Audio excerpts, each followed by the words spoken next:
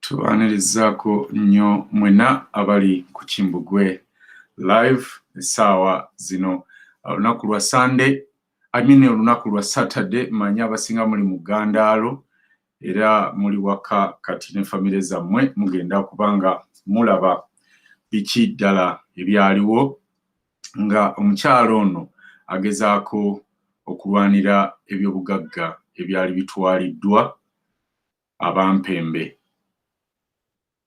abatemu, abalyazaamaanyi bano abeetaba mu kutta baawe. Olunaku olwaleero ogenda kuwulira ebintu bingi era nkugamba nti bw'otuuka bw'oti sharinga video owulire ebintu ebigenda maaso mu ggwanga oba oliawo by'obadde tomanyi oba by'obadde tosuubira nti bisoboka okuba nga biri mu ggwanga erya Uganda. Share the video, tag a friend, ffenna tubeere wamu oba tutegeerere wamu biki ddala ebyagenda maaso mu butemu buno oba mu ttemu lino n'ebintu baki abaabitwala era omusango guno gwawunzika gutya.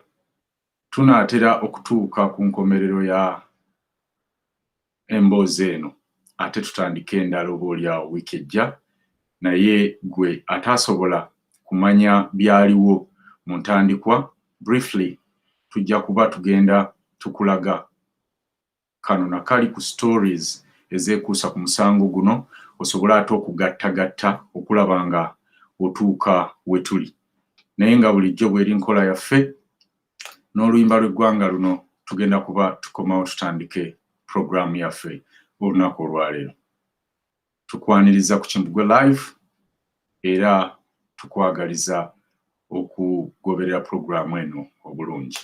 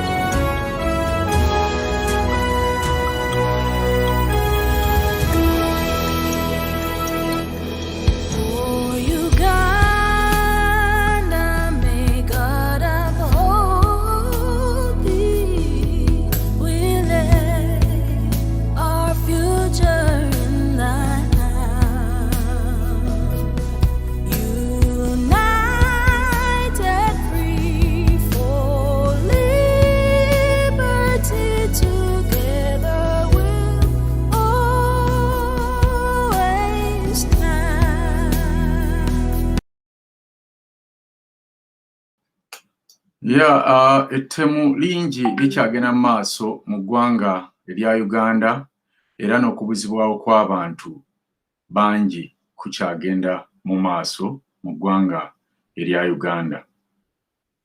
Bantu bangi bali mu maziga na biwoobe, abazadde bakaabira abaana baabwe, bakaabira bazzukulu baabwe, naye nga bintu bingi bino birabika mu region y'emu.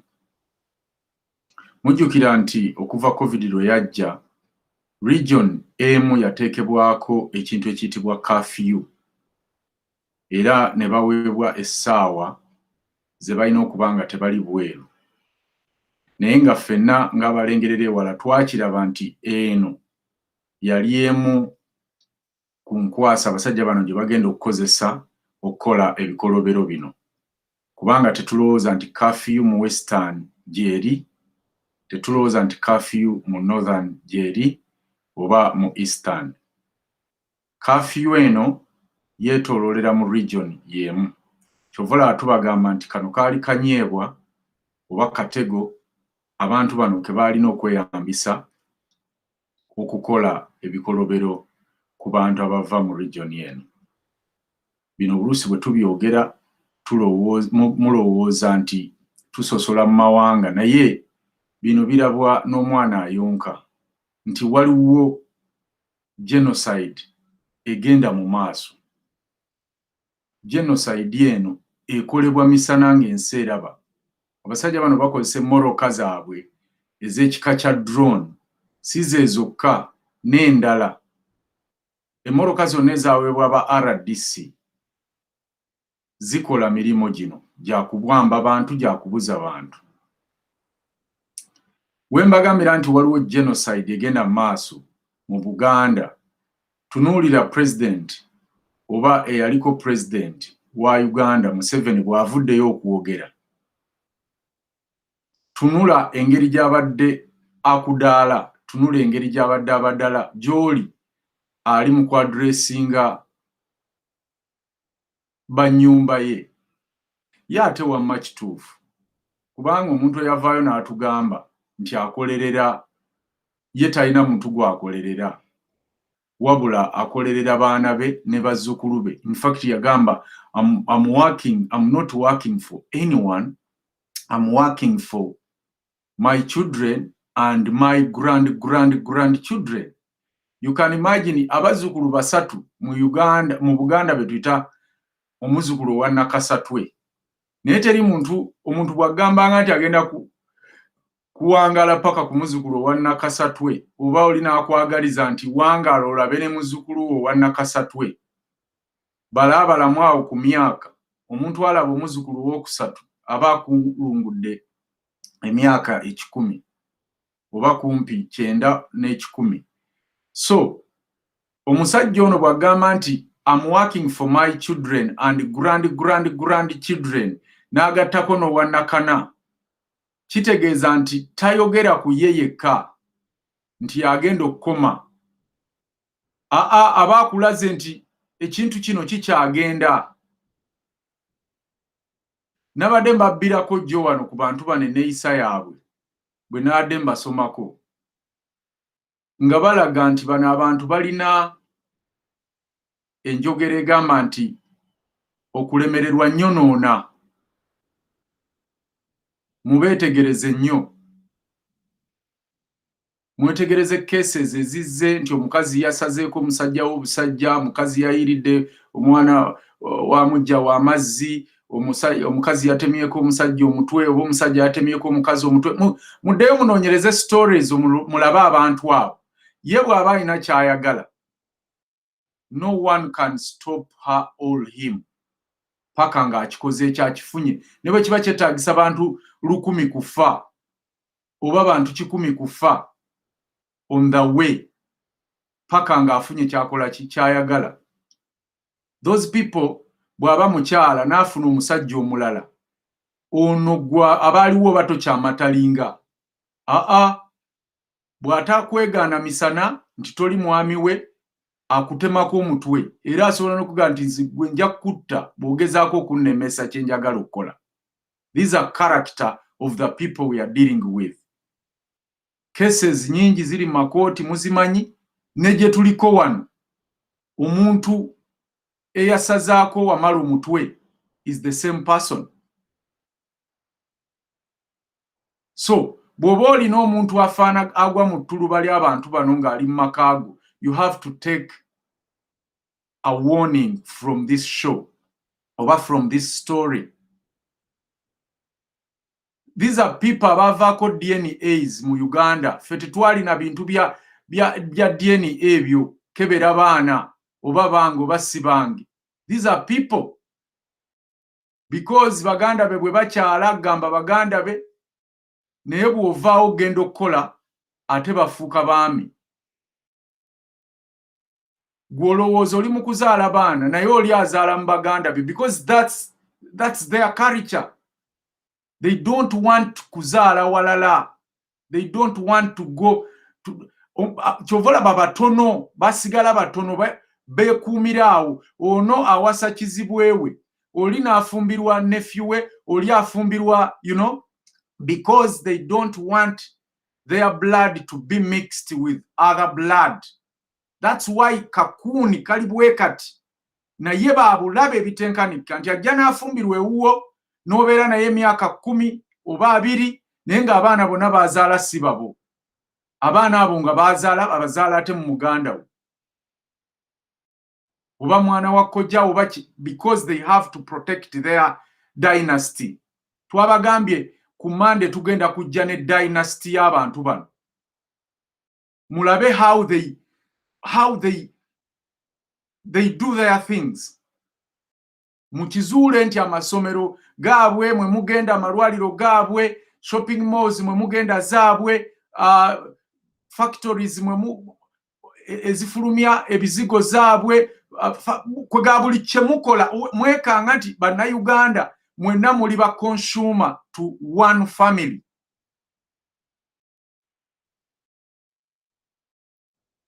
Because they are building another nation. Sente zonna eziva mu Uganda oba ezicollectingibwa mu musolo oba ezikola zirina gye ziraga. They are building their nation somewhere. Nayo mumanyiyo. Tetujja kujjanga bagambanga bintu bino buli kiseera. Nammwe twagala mukube mu bitugambeko wano. That's why tutekawo amasimu. Mutegere how dangerous these people are. Owebbango bw'otamuwemukira teweebikka, teweebaka. Tulina kuwemukira bantu bano. Ne tubagamba ekimala kikola ki? Kimala. Bazze basaanyawo eggwanga lya Uganda kimu ku kimu. On Tuesday tugenda baleetera obubbi bw'abantu bano bwe baayitamu okugamba nti privatizinze ebintu byonna ebyali ebya gavumenti bifuuke private. At the end of the day bonna be baabiddamu. Nabadde ntunuulira engeri gye baasuula Bank of Uganda Commercial Bank bamale n'ekizimbe bakyegabire.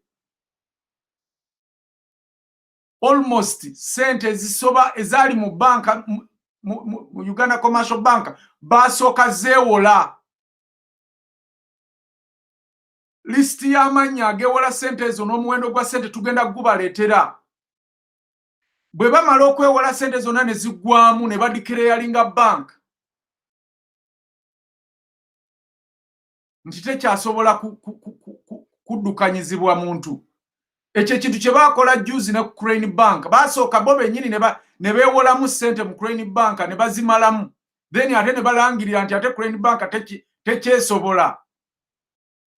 Because banka bwe closinga eba tekyasobola claiminga muntu yenna gwe yawola ssente. Bakikola ne ku Global Bank. Ebyo byonna ebintu tugenda bibaleetera wano mubimanye nti abasinga beewolayo ssente mu Global Trust Bank ne bagula ebizimbe mawanga ag'ebweru ne bamala ogikaliza ne bagirangirira nti tekyakola ki, tekyasobola kuperforminga because eri esente zonna temukyali. Because they are the one who controlling Bank of Uganda. Ate Bank of Uganda yedikirayalinga bank etakyasobola kukola. Naye abasajja bano basanga gavumenti ya Uganda ng'ekola ng'erina ebintu mwe omuva ssente nga tedipendinga ku musolo mu bantu oba gwejja ku basuubuzi. That's why business zaali zikola. That's why abantu baali bagagga nga balina ssente nga ba-employinga. Tewaliwo bbula lya mirimo lye mulaba. Lino ebbula ly'emirimu eriri mu Uganda bano basajja baalijjawo bagenderedde. Bajjawo bayavuwaza abantu abaali ba-owninga companies ezo. Ebbula ly'emirimu lirabike deliberately. Abaliwo kati ng'abakola oyina kubanga okolera bo. That's why bajjawo all playgrounds. Nabagamba nti masomero edda mfe we twasomera ebitabo basanga tuwandika ku bitabo nga biriko not for sale. Edda ng'okuwa license y'essomero olina okuba n'ebisaawe abaana mwe bazannyira ne compound n'ebisaawe by'enjawulo because ensi yayimirirangawo ne ku by'emizannyo. Naye n'ekisaawe ekimu kye baatusanga nakyo ekitali kyabwe kiikyo Janet Museveni yakyegabira na Kivubo n'akiggalawo completely. Nabaga nti na Kivubo ye yali face y'ebyemizannyo ba ex-international bonna aba Uganda abasamba omupiira we baali bakuŋŋaanira abajjukira kioski ya Chuni eyali e Nakivubo. nga nave bweru eno n'agenda anoonye ba ex international ne bwe mwalaba bajime kirunda bagwa ku makubo ne bafiira ku makubo because tebakyayina bwe bakuŋŋaanira, tebakyayina muntu wayinza basanga bawaayo kaabawaayo kuba omupiira baagutta. Twabagamba baateeka magogo mu mupiira kugusaanyaawo, mwe nga mulowooza tuwalana magogo. Kati magogo yawunzise CMP wa NRM, teyayisitiddemu ku kaadi ya NRM. Bino ebintu byonna twajjanga tubibagamba nga tuli mu mawulire e Kampala nga mwe mulowooza mbu tulwana ntalo. Bakimbugwe balwanyisa buli omu. Nedda, ffe twamalanyanga ekigendererwa ky'abantu bano. Where is Nakivubo? Emyaka 6 maama, ekintu kye bazimba emyaka 6 ekitaggwa kiki? These are things we are telling you people. You have to wake up. You have to wake up. Tufungize, tutwale abantu bano entyaji. Nze mbabuulira, bwe tutaawe mukke ne tugaa nti okka abafa baffe, tugende kubanga era n'eddembe nabo lye baatugamba temuli baabwe baafiiramu. Abaffe era be baafa. Nakati tufe, bwe kiba kitwetaagisa kukomawo wakaffe na tufiiraawo, tugenda kukomawo tufiiraawo. Because bano abasajja bwe mukkiriza Museveni even omwaka gumu ne yeeyongerayo, mbalayirira Buganda agenda gisaanyaawo. I'm telling you. Because that is their mission. Mutunulira abaana be bawamba, abawala n'abalenzi be batta buli ku makya n'eggulu. Lwaki bano abantu batta bannayuganda nga mwe mutunula butunuzi bwe muti? Abasajja abakambwe mu Buganda baalagawa. Abantu abakambwe lwaki obukambwe bwe mukozesa ku babbi ba boda boda, lwaki temubukozesa ku drones zino eziwamba abantu? Nammwe mufe nabo. Mukube enduulu zaaki baakuwa enduulu, lwaki temulaba ku drone ne mukuba enduulu? Ne muwoggana baabo enduulu n'ekaaba. Abantu babuza abantu. Kasolo ekyotera yawamba abantu b'e Masaka n'ekyotera ne Kaliisizo. Kibuule mumumanyi yawamba abantu emukono. Abantu abo babeera ku byalo ebyo. Lwaki temwekuŋŋaanya mwenna ne mukuba ggwanga mujje ne mulumba Kibuule ewuwe? Mwenna abazadde be bajjeko abaana bammwe ne mutuulaawo ne mukuba emiranga ne mukuma n'ekyoto kyaba abantu basse. Lwaki temulumba Kasolo? Lwaki Kasolo asigala atambula ku kyalo nga mumanyi nti assa abantu? You Ugandans mwagala kiki kye mwagala okusooka okulabirako mumanye nti bano abasajja baagala basaanyaawo? I mean, this is why?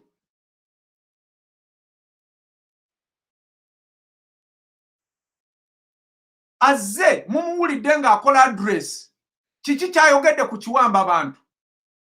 Abadde mu kusumagira, abadde mu kuba ddala bubaddazi ng'alinga addressinga abantu be mu ddiiro, abatudde mu ddiiro. Please wake up Ugandans. Bano abantu mwakitegedde. Bano abantu, they are not Ugandans. Byonna bye babalimba si bituufu. Muzeyi Kaguta taata wa Sodo na Toyota tazaalangako Sale, tazaalangako Museveni. Ezo story nazo mujja kuzimanya. Who is Sale and where he come from?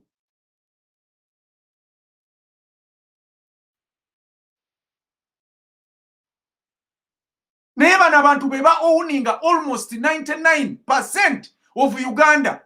Land, minerals, businesses and everything.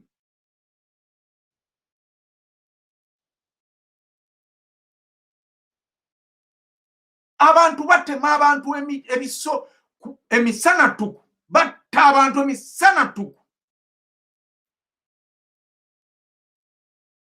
Naye mutudde muzinze mikono. Kati luli mwagambanga nti abaana be bagenda ku nguudo. Babagambanga muleke abaana mayumba.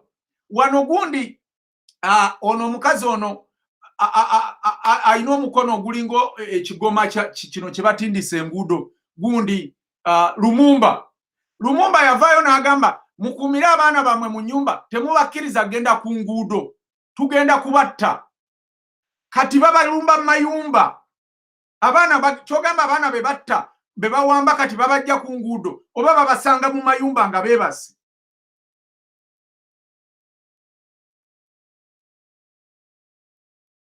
N'olaba buno bwonna obukazi obwali buvaayo kano kannakiwala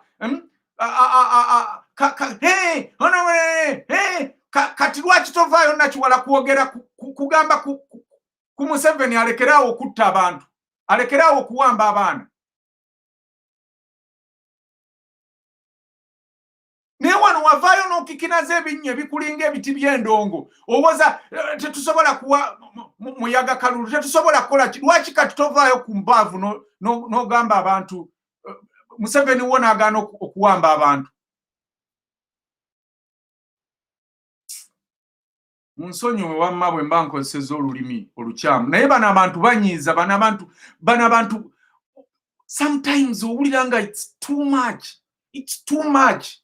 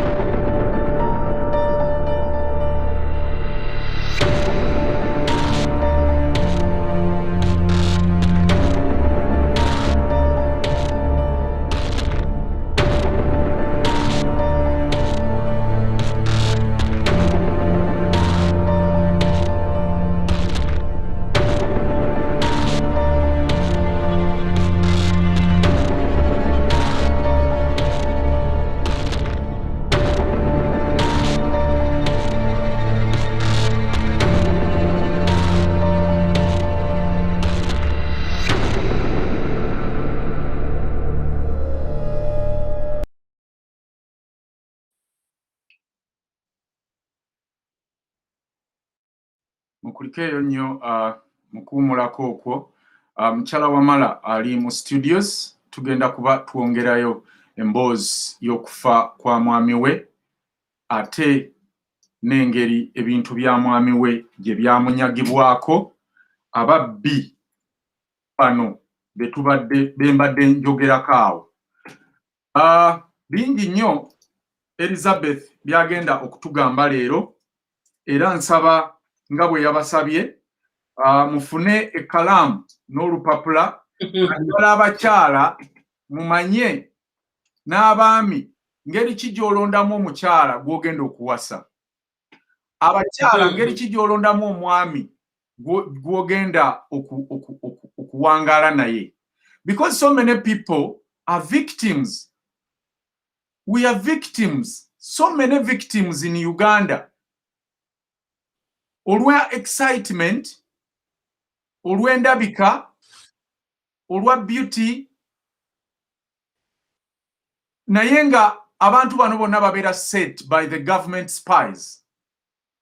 Njagala mujjukire nabagamba nti bw'oba ofuna omukozi agenda okukola ewuwo kati olina okwegendereza ennyo. Bano abantu batandikawo amakampani agagaba ba housemaids mu mayumba g'abantu, ne batandikawo amakampani agagaba emirimu ng'abasiizi ba langi, ng'abazimbi, ng'abaki. Kati mu buli ngeri, buli ssimu oba nabage nti bano abantu buli wogenda okuddukira oddukira mu bo. Omuntu agenda okujjanjaba embwazo ewaka agenda kuba be bamusindise. Omuntu agenda okusiiga langi ewuwo agenda kuba be bamusindise.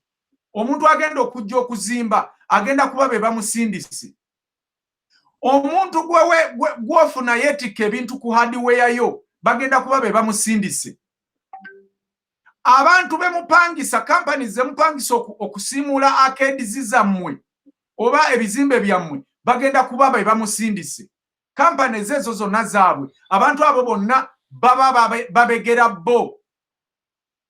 Abantu abafumigating amayumba, companies za fumigation ye Uganda zonna za abantu bano. Oyita omuntu afumigating n'ayingira ne mu kisenge. Bonna bantu bano. Buli wokuba omutwe bonna bantu bano. That's why mwetaaga okuwuliriza ennyo programs zino ze tuteeka wano.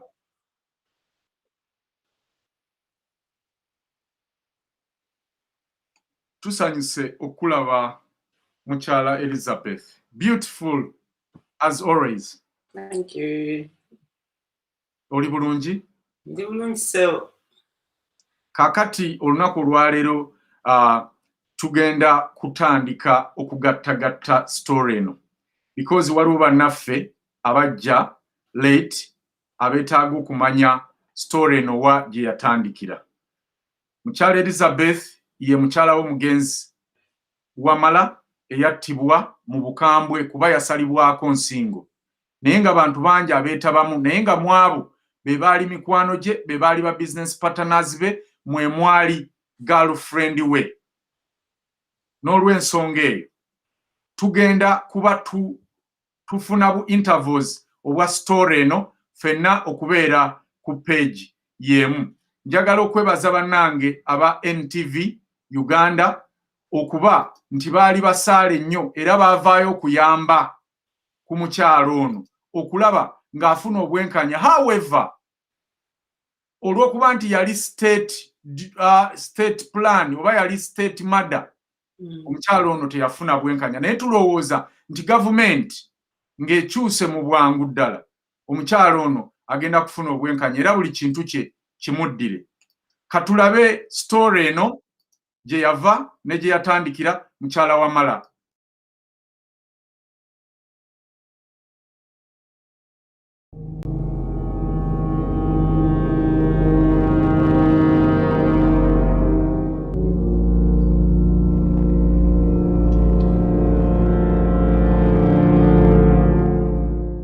As the family of murdered businessman Wilberforce Wamala continues to search for a breakthrough in this mystery, could wealth be at the heart of this despicable act?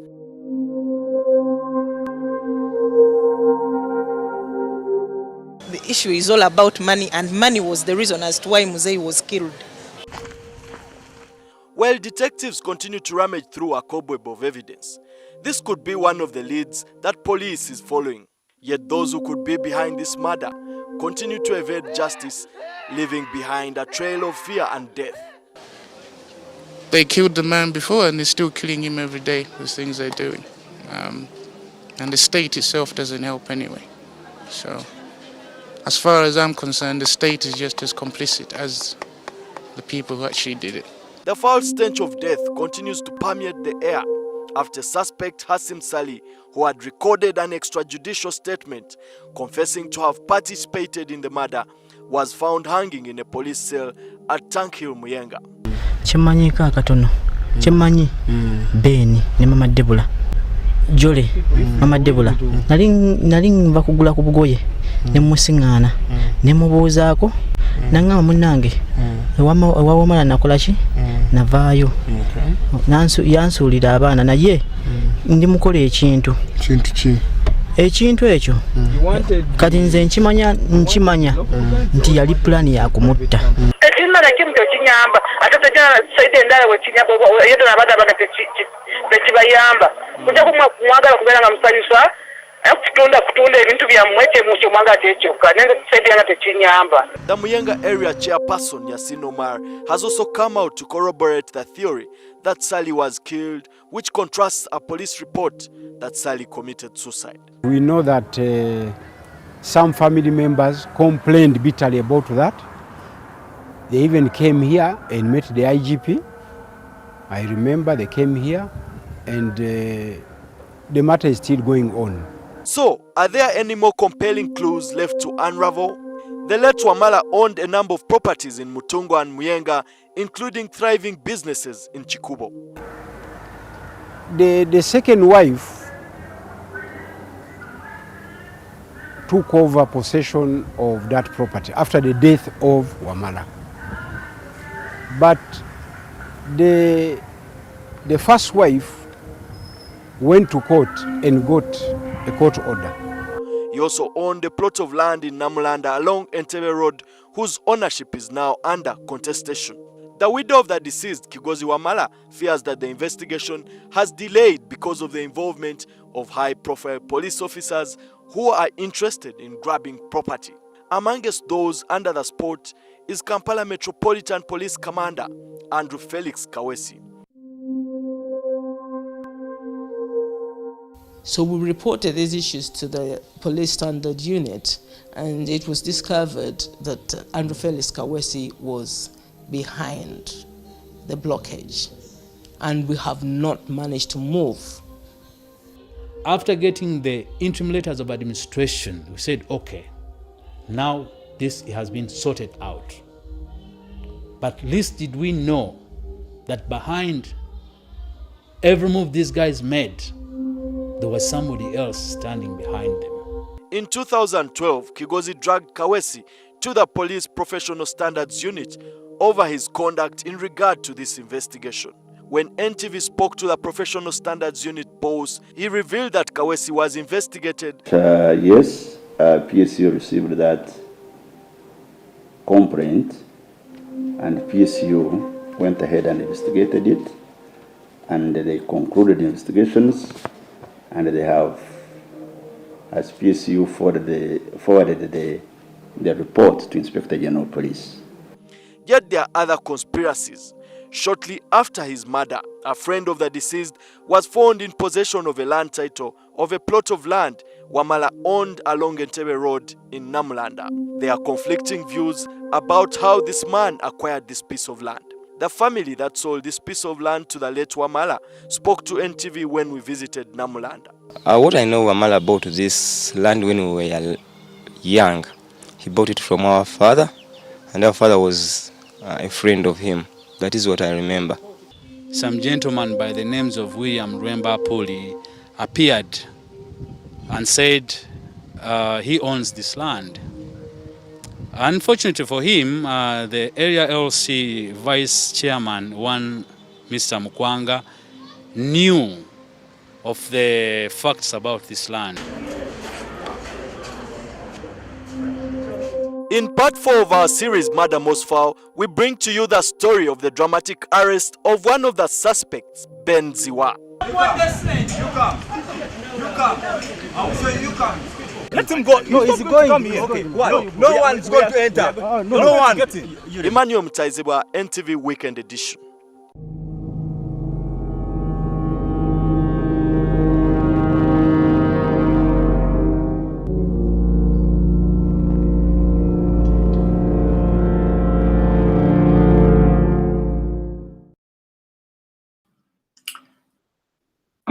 Omukyala ono, mukyala Wamala, ng'amaze okufuba okukola buli kimu okulaba ng'akwata abatemu bano. Yeesanga nga ne driver eyali amuvuga ng'agoba ku bintu bino oba ku misango gino, naye yali museetinge okuva eri abatemu bano. You can imagine how lucky this woman was. Nti omutemu we yagenda oba Ben Ziwa we yagendera okutegezebwa nti ono omukazi alina okufa oba alina okuvaawo oba alina okuttibwa. Omukyalo ono yali amaze okutegeera Ben nti yali mabega w'okuttibwa kwa bbaawe. Lwa nsonga embwa za mwami Wamala, German Shepherd, ezaali zimukuuma ewuwe, zabbibwa olunaku lwe yatemulwa. Era embwa zino zaasangibwa oba zaakwatibwa ne Ben mu maka ge oba ewaabwe Erungujja oba e Nateete ku kigenda Erungujja. Tulabe story eno nayo.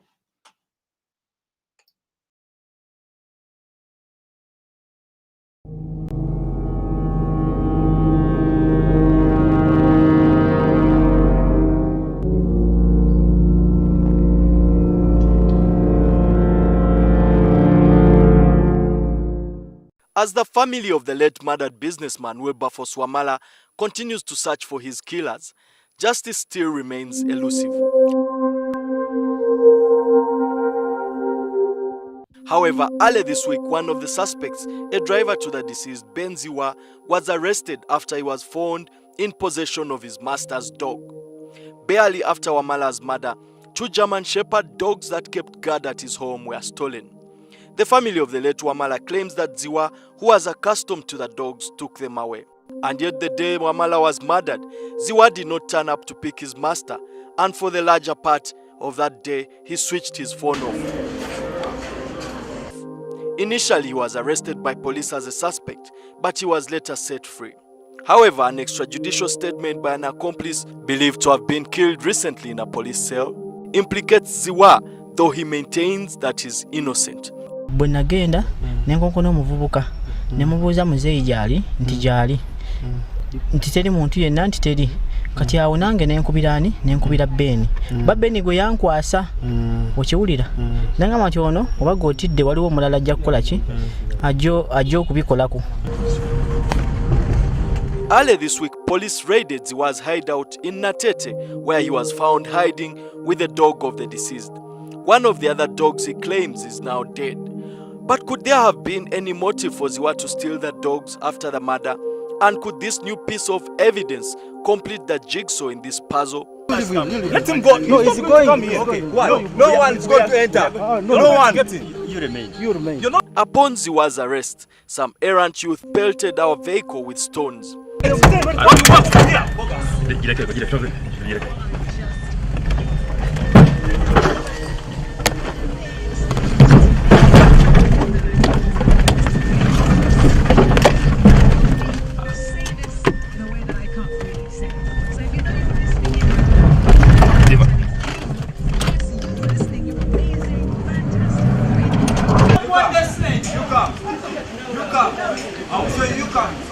Ziwa also seemed to be enjoying protection from high-profile officers upon his arrest.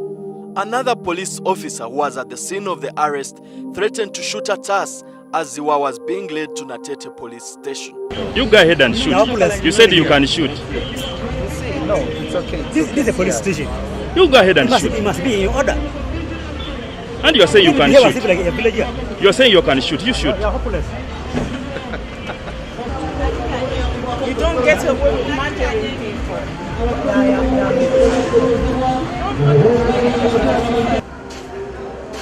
Ziwa was later transferred to Jinja Road police station. However, highly placed sources reveal that Ziwa has been set free on bond. The area chairperson for Muyenga, Omar Yassin, has also revealed that as a result of some high-profile people who want to divert the course of justice, police in the area has been instructed not to hand property in Muyenga to the wife of the deceased, Kigozi Wamala. This is in contravention of a court order which compelled the Administrator General to hand the property of the late Wamala to his widow. Have a culture of respecting court decisions. And if that decision of the court was not challenged again by court, I think it should be respected. It's unfortunate that our area police could not do much because the matter went further. But the position of our community policing system here was to respect the court order. This matter is now being handled at the KMP level, Kampala. So this policeman here, the OC here, honestly, there is nothing he can do much. Emmanuel Mutaiziwa, NTV Weekend Edition.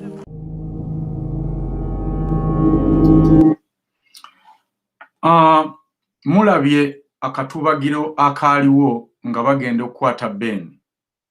Ben ono mu mboozi Lutaisirwa lyatugambye yali reportinga nti waliwo high profile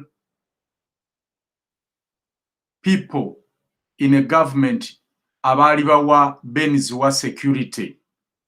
Era bwe baali bakwata Ziwa katono mukyala Wamala alufiiremu.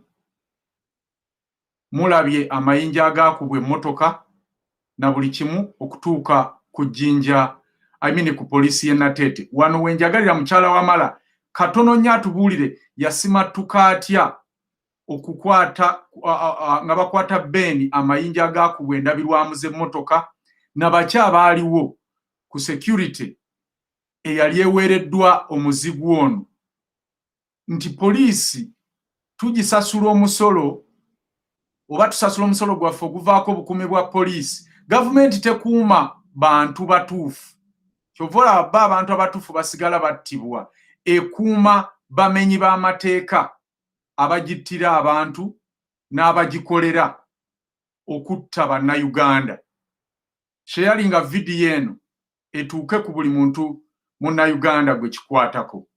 Mukyala Elizabeth, wasimatuka otya akatuubagiro kano ak'okukwata Ben Ziwa?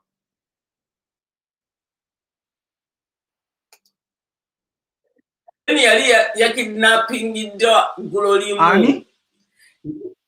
Ben yali fe twamukidnappinga Ssegujja oyo yadduka bali namuyita mugenzi eyadduka n'abantu abalala nga babiri kwaliko omuntu omulala wa flying squad naye nga kuliko n'omwami oyo era gwe mulabe mu bifaananyi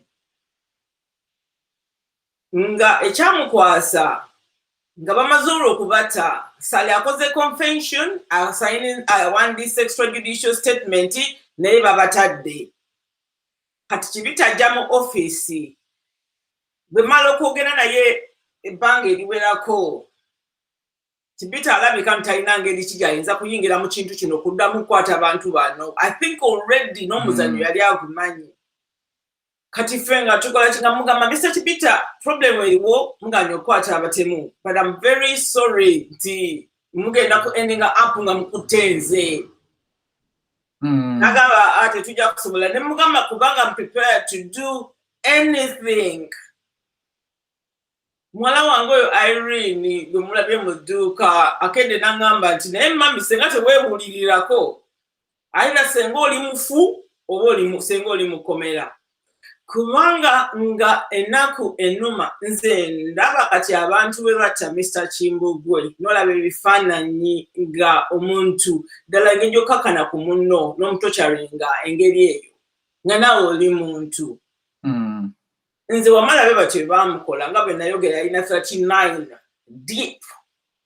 Kati okwa jacking ono poliisi bano bamanya batya okuweereza baani abaali bakuba kati bwe bamukidnappinga ono omukyala mama wa Ben abeera wawaka woolabye bajjembwa akubira kaweesi drone yaffe yali ekyaliwo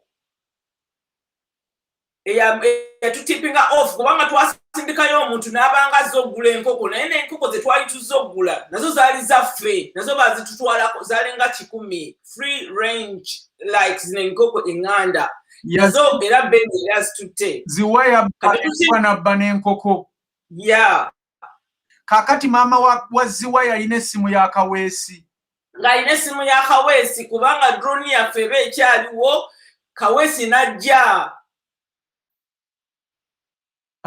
omusajja ali awo in waiting n'ayogera ne mama wa Ben n'akola ki n'agenda kati ne bayisa ekirango one radio station ne bagamba nti Ben Ziwa abadde kidnapped.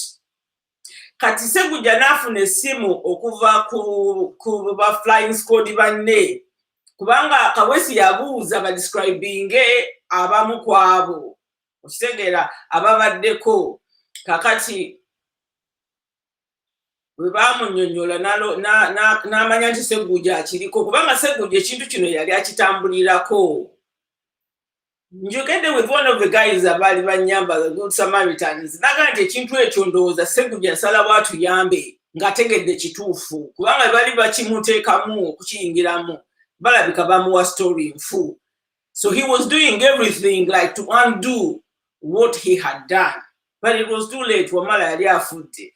Kati bwe bakwata Ben kumutwala kumwogeza naye babakubira amasimu nti Kaweesi ategeddemu mulina Ben otegeera kati gwe onoomanya ne bamutwala ku lw'ebbomba eyo ne bagezaako okumwogeza mu mmotoka nti ani gwe mwakolagana naye ekintu kino. Ne bamubuuza ku ttaka ly'e Busaabala ng'atamatama butamitami. Agendayo agamba mbu ye he's a veterinary officer naye tamanyi nanyini nkoko na kugamba we yali atadde farm tetamanyi nanyiniyo naye ng'agendayo okujjanjaba ebisolo. Kakati eno obudde bwabazibako ne bamuza ne bamusuula ku police station e Mutungo. Ne bamusuula ku police station e Mutungo ku ssaawa nga 8 ogw'ekiro abapoliisi baba bali awo ng'emmotoka zikimye Beeni. Nga bagamba this is a high ranking simanyi biki not high ranking it's a high profile case. Security y'omwana ono of paramount importance.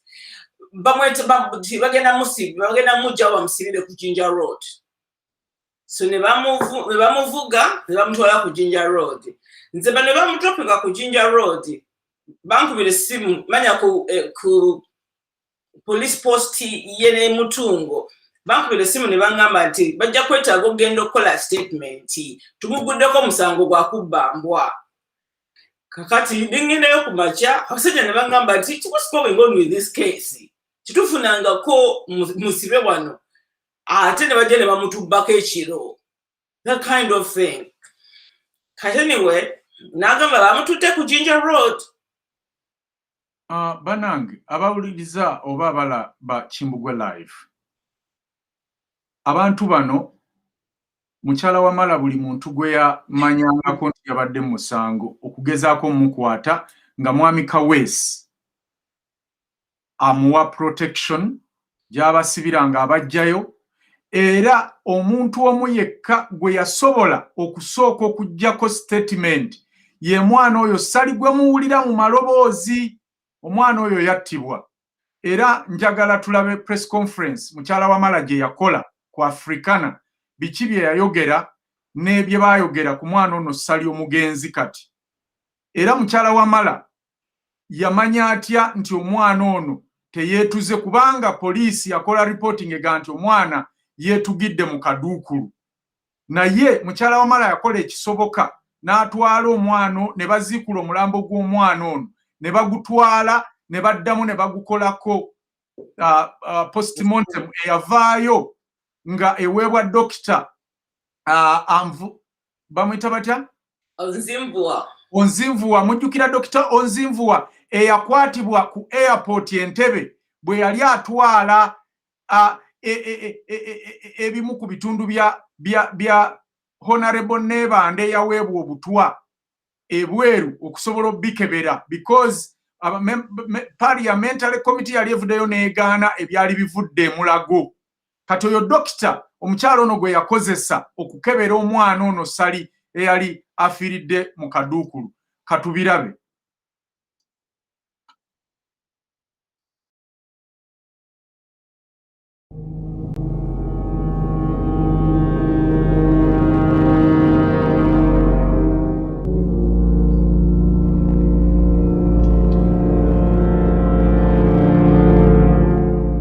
On the dawn of 3rd February 2012, assailants under the cover of the dark raided the home of 50-year-old Wilberforce Wamala in Mutungo.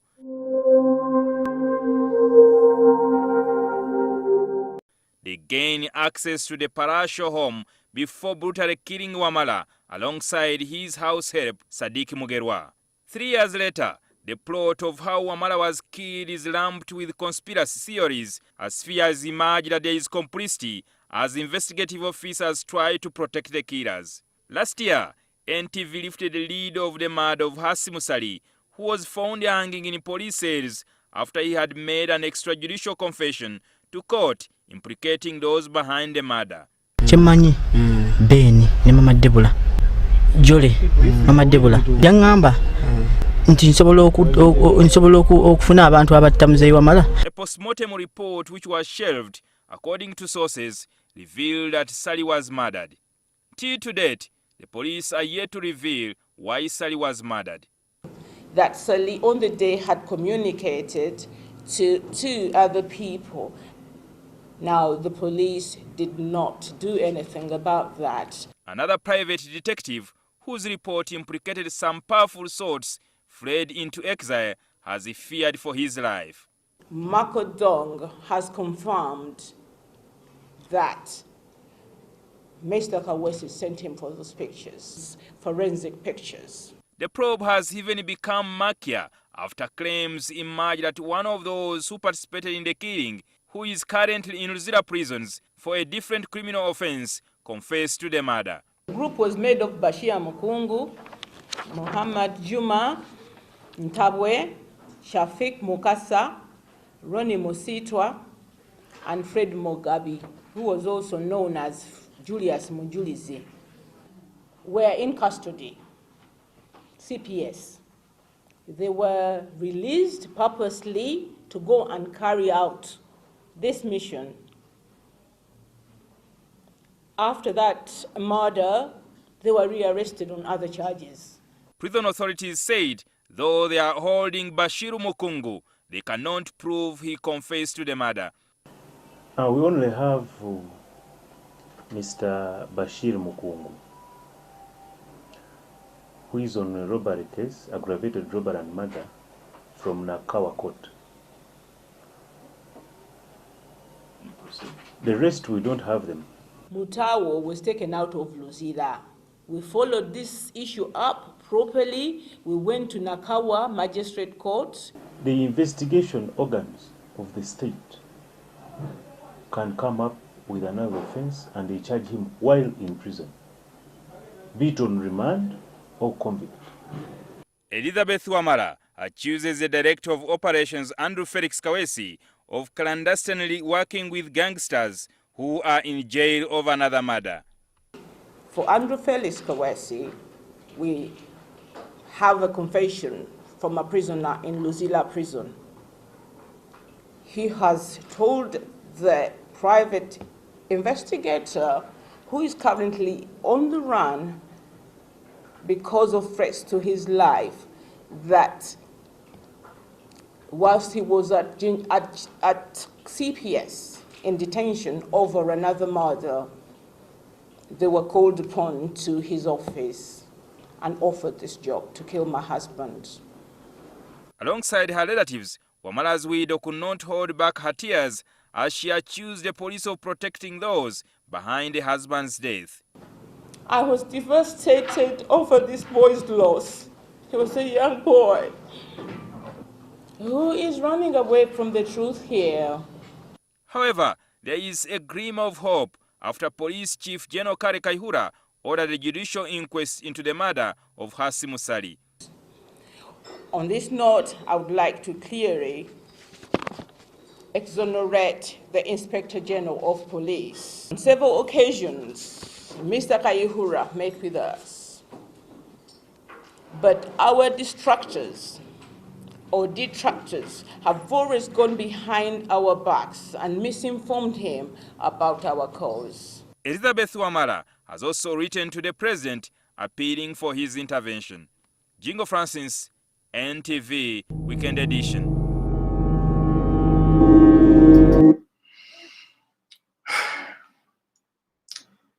It's unbelievable. But bino byemulaba si filimu, bino byemulaba tebiva mu Hollywood, wabula biri mu ggwanga erya Uganda era bigenda maaso. After that press conference, Kawesi bino byasobola okugamba bannamawulire.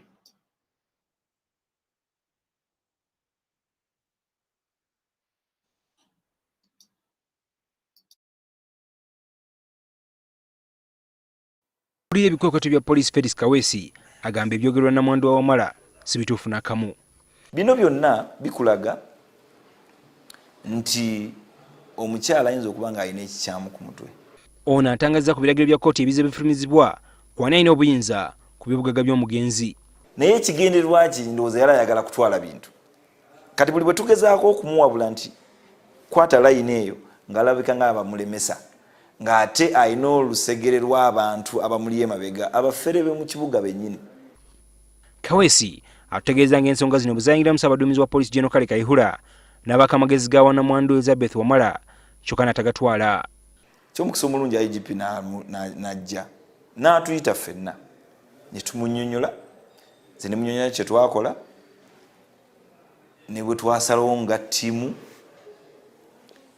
n'agamba kale ekyo mwakola njagala kufuna ekirowoozo kya Administrator General.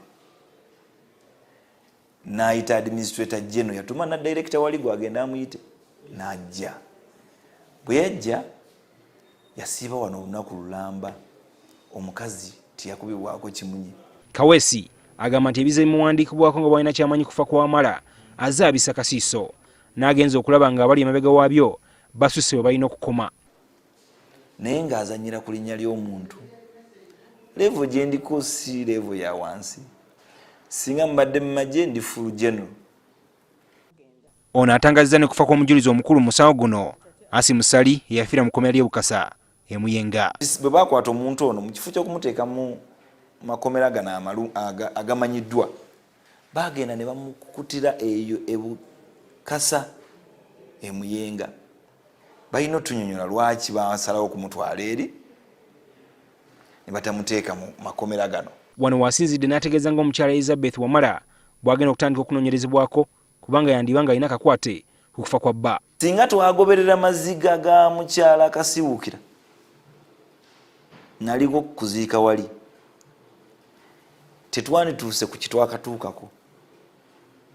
Be basinga n'okukaaba, be basinga n'okkuba enduulu naye ate nga balinamu omukono. Ono agamba nti wano abapoliisi abagoba ku mirimu gyabwe olw'obusuufu bw'empisa abanyigidde mu kumusa ab'enziro. Ivan Kimuli Kigozi, NTV ku ssaawa emu.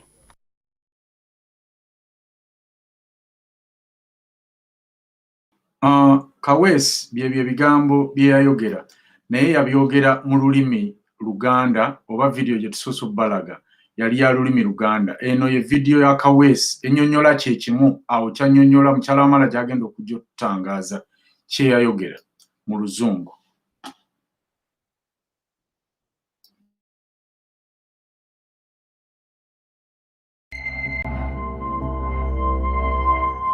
It's now 3 years since businessman Wilberforce Wamala was attacked at his home in Mutungo and killed alongside his house help, Sadiki Mugerwa. However, the widow Elizabeth Wamala is accusing some police officers of complicity and perverting the course of justice. She's also pointing fingers at the Assistant Inspector of Police, Felix Kawesi. However, Kawesi says the widow wants to tarnish his reputation.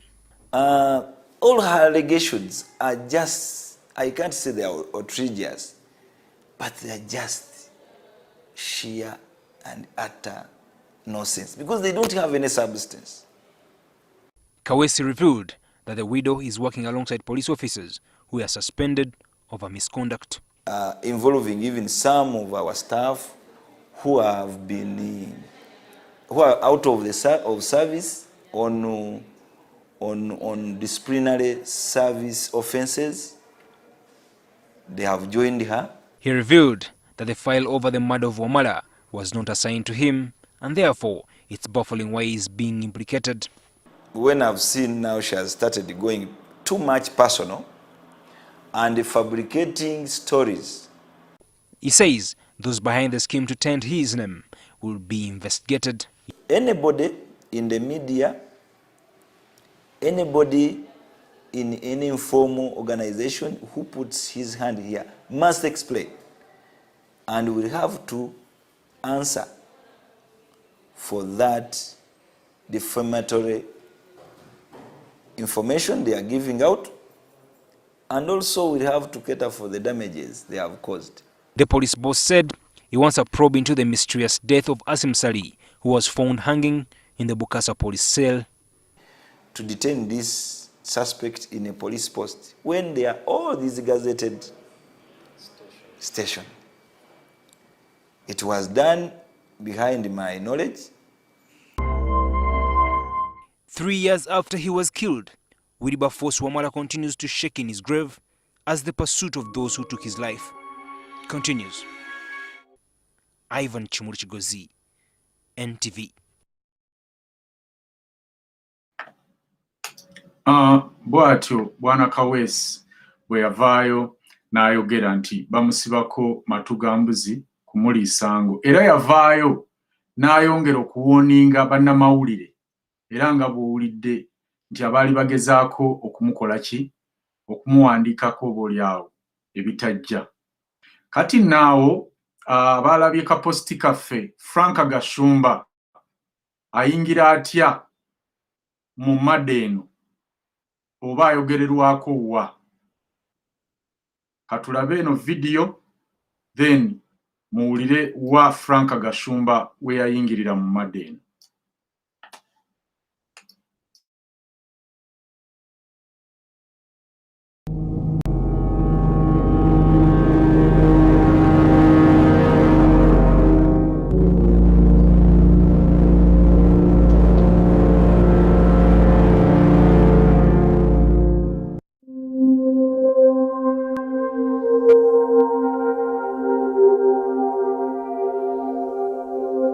Kampala Metropolitan Police boss Andrew Felix Kaweesi has waded into the murky waters, saying those accusing him of frustrating an investigation into the murder of businessman Wilberforce Wamala want to blackmail him. How do I kill a case? Is there any police officer who says, I was supposed to have done this, but Mr. Kaweesi stopped me? His comments come after the widow of the deceased, Kigozi Wamala, accused high-profile police officers of throwing a spanner in the works of a murder case they believe has glaring clues. Mr. Kaweesi cannot be an untouchable. More than 2 years after his murder, the family of the late Wamala have followed trails that they believe could have unraveled those behind it, only for the evidence to be erased. For instance, last year, a suspect who was arrested by a private investigator and later made an extrajudicial statement confessing to the murder died mysteriously in a police cell in Muyenga. Mr. Wamala yamutta kyemanyiko akatono kyemanyi Beni ne Mama Debula Jole Mama Debula. The widow accuses Kaweesi of failing to honor a directive of the High Court over the administration of property placed in her hands. He's a commandant of the police. The police is supposed to enforce law and order. What is going on? There might not be officers, or there might be an officer and officers. We've mentioned the Kampala Metropolitan Police Commandant, Andrew Felix Kaweesi. But Kaweesi says he has been helpful to the widow throughout the course of the investigation. Stopping people to take over estate is different from investigating a murder case. You get me? So don't mix the two. He also denied claims that the Professional Standards Unit of Police investigated his conduct after the widow petitioned. Even that's where you go wrong, even Eugene and your colleague. You went there, you never asked who people they investigated. You go there and you ask them. They don't have any record of having investigated me. No. I asked the officer after you running the story. He said you asked that were there some investigations done. They said yes. But were they done on me or other people? No. And he is going to disown you.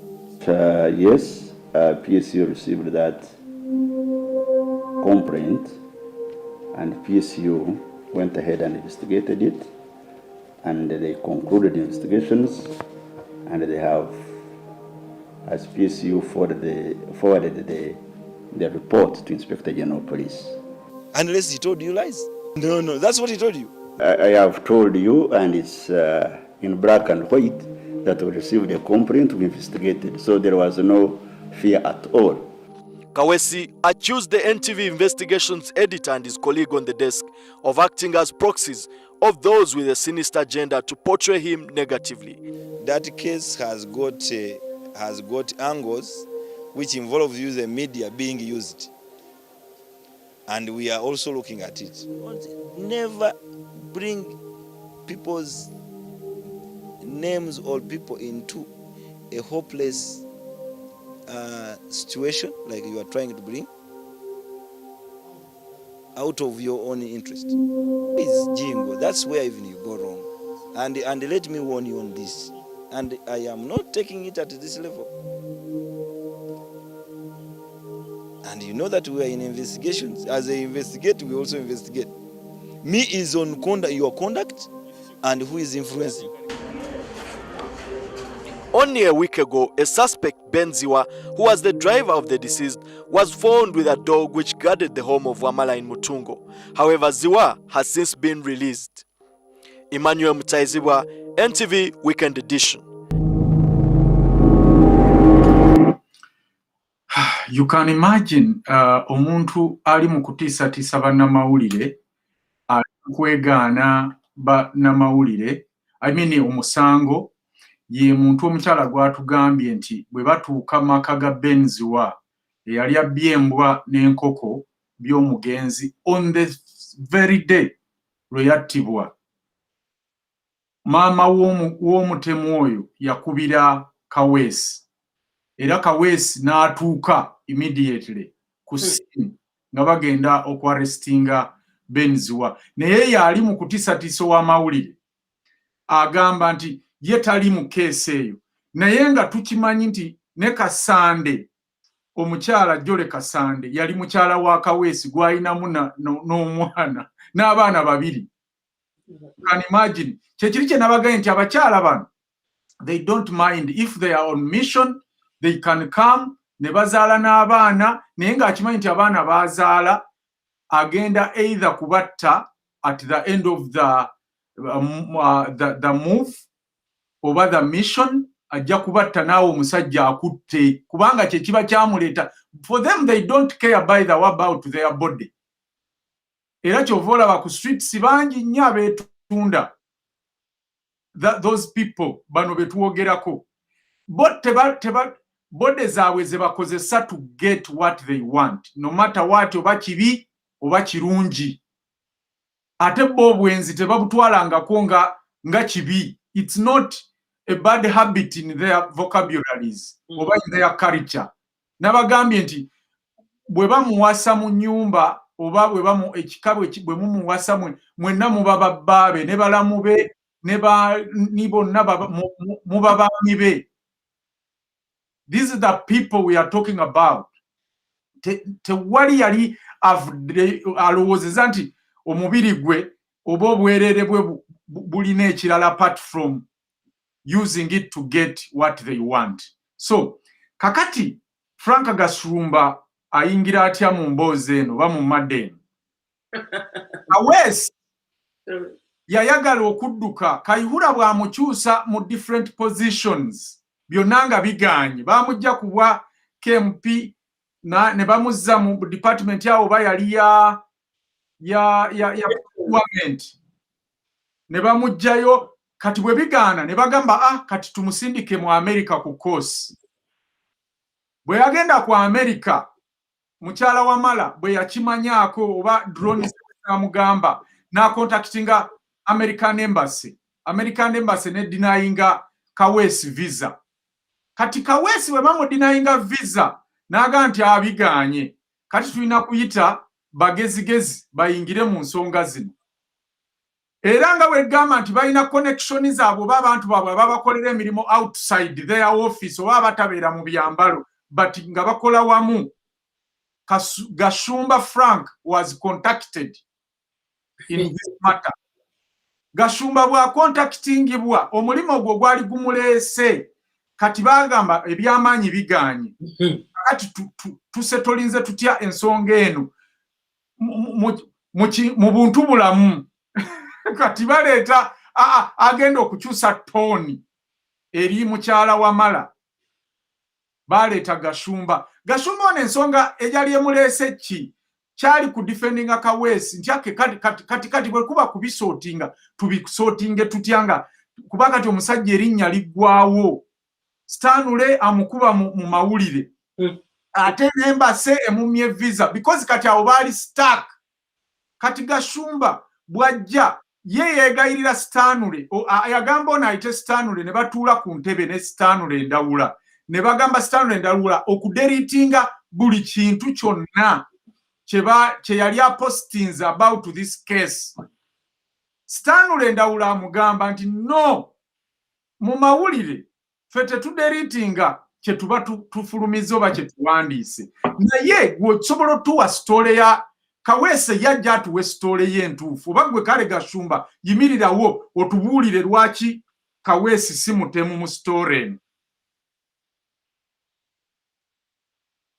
Ndowooza mulaba abantu bano emirimu gye bakola ne bavuga amamotoka ag'ebbeeyi.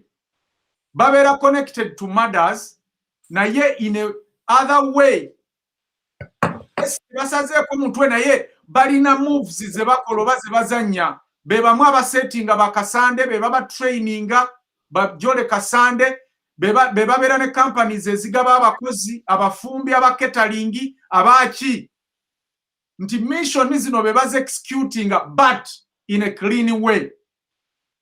Era be biseera ebisinga basigala out of the context ya madde eno oba yaki.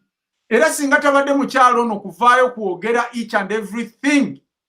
Amazima ga Katonda bintu bingi bye tubadde tutamanyi bigenda maaso mu Uganda. Njagala otangazeeko abantu mukyala Wamala. Gashumba mwasinkanawa era biki bye yabagamba mu meeting? Well, Gashumba teyasisinkana nze in particular. Naye yasisinkana omuntu eyali bwe baali balowooza nti abafuukidde akayinja mu ngatto, Stanley Ndawula. Stanley Ndawula njagala okutegeeza aba viewers ye muntu eyasooka okuwakanira Kaweesi mu kintu kino. Nagamba Kaweesi. Tumugamba Kaweesi ekintu kino alina engeri gy'akimanyiimu ate takwese interest ye. Tusooka ne tulowooza nti interest eri ku bintu yekka. Tugenda okwongera okwetegereza nga Kaweesi mumanya. Naye kakati akola ki? On whose behalf? Ani? Gashumba. Gashumba akola appointment. Nze nasigala mu mmotoka. Akola appointment okulaba Stanley Ndawula over the allegations mu mawulire olwo visa ya gundi egaanye. Kubanga ffe kye twakola tetwawandiikira High Commission ya America yokka. Buli High Commission eri Uganda twateekayo ebbaluwa twateeka mu ki Amnesty International ne Office ya Human Rights Commission. So agenda okulaba ekintu nga kiyitiridde obunene ng'ayagala buli kantu konna konna kali ku gundi. Ye yalowooza teyamanya nti twawandiikayo ebbaluwa mu embassies. Yalowooza nti bino ebiri mu mawulire bibyamulemesezza kati ayagala babiggyeyo. Naye ate mu kwagala okubiggyayo Mr. Chimbugwe gundi bajja attackinga nga buli kaseera tusalaga abasajja bandi bubi abasajja bandi bubi nga gundi protectinga Savaya ali wano Bungereza nga muweereza messages buli kaseera. Naye nga akakala okukiputi website ogiputinga down baali baki UTL. Oh, you can imagine muwulira story eno UTL yevunaanyizibwa ku gundi eyo gye mulaba gye tukozesa eya .co.ug. Naye nabo bali mu they are state mafias. That's why UCC Uganda, we are in problem. By the way, we are in a very big problems. I'm telling you. Website kasera ngebera wansi. Yenga Stanley Rwanda gabane banakola batya. Kakati balaba biganye gundi tuganye okuzijjako. Jukira nti nabaganda batusabinga kuba nasate ne side. Bo batusabinga ko kubibaluwa. Ne batuwe naku nti that thing needs to be down. If not, tubatwala mu koti. Stanley nabitwalira bamuwema. Nti nababa nabasidu. Njagala tugende mu koti. Batuwulire ngenge bayinza okweganamu ekintu kino. Nini bwe tuddayo Gashumba meetinga Stanley. Ne kati Kaweesi ali awo ng'era olubu Oluganda bwe lubeera. Nabuuza nti naye Kaweesi. Gashumba yajja ne Kaweesi. Iye. Mu meeting ku Sheraton. ate wawona kuba mu meeting eyo singa oli mufu already bangambye waliwo yampadde story eyo ate no bibyo nebyo ebyagaana binera okugamba ba viewers Kaweesi n'agezaako okunkwana kwegamba nzite bulungi yes bannange nebe tuddayo wa Stanley amugamba twali ba mukwano we used to meet nenabakoba every evening for teas nga tetunaddaka natandika okuwandiika ebintu bino you didn't approach me Kaweesi bwanfuula mulabe nagamba gundi yange mugitawanya mutawanya emirimu gyange na biki byonna kuba oyagala nzijeko stories kati olaba bikulemye oyagala kwogera nga mugamba Kaweesi story eno for some strange reasons elina genuinity yesobola kudismissinga era ngenda kufa amazima Wamala omanye yamutta Kaweesi ngagamba bamuwairiza bigist Stanley jeyo story Stanley ngamugamba bwentyo siwe nkola Mr. Kaweesi njagala onkolera ekintu kimu enamba y'omwana wuuno njamu kusindikira oba gwe mukubira essimu omubuulire wa waba akusanga omuwe story yo counteracting ey'omukyalo ono ku bintu byonna allegations zonna ze tutadde ki mawulire neffe bwetutyo si bwe tukola business zaffe abantu batwesize abantu abagoberera story eno kati tuyinza kukeera nkya ne tubijjako bujja ku website twagala olete story yo Kaweesi never called teyakuba simu teyameetinga na mawulire ba investigator kukola ki kuwa side ye nikisigalaawo naye nangeera omusego gumu gwe bakola NTV basoka ne babiba Madam Osfale eyo basoka ne babba ebintu byonna byali recordings for about 4 episodes ngetudamu ne turecordinga bujja nibamala ne baba intimidatinga era by the 7th episode bali bagiyimiriza so naye mbadde njagala okwogerako Mr. Kimbugwe ku kintu ky'embwa wano Kaweesi atandika atya okukwana ayita mwani ye yekka kuba tuwulira byamaze okwogerako na buli kimu nga bw'oyagala ebintu atandika atya yatuma naye abantu be yatuma ate oli omutemu Fred kati ne bijja ne bituuka ku Ssegujja ate can you imagine nti ate kati Kaweesi ayagala kwana mukazi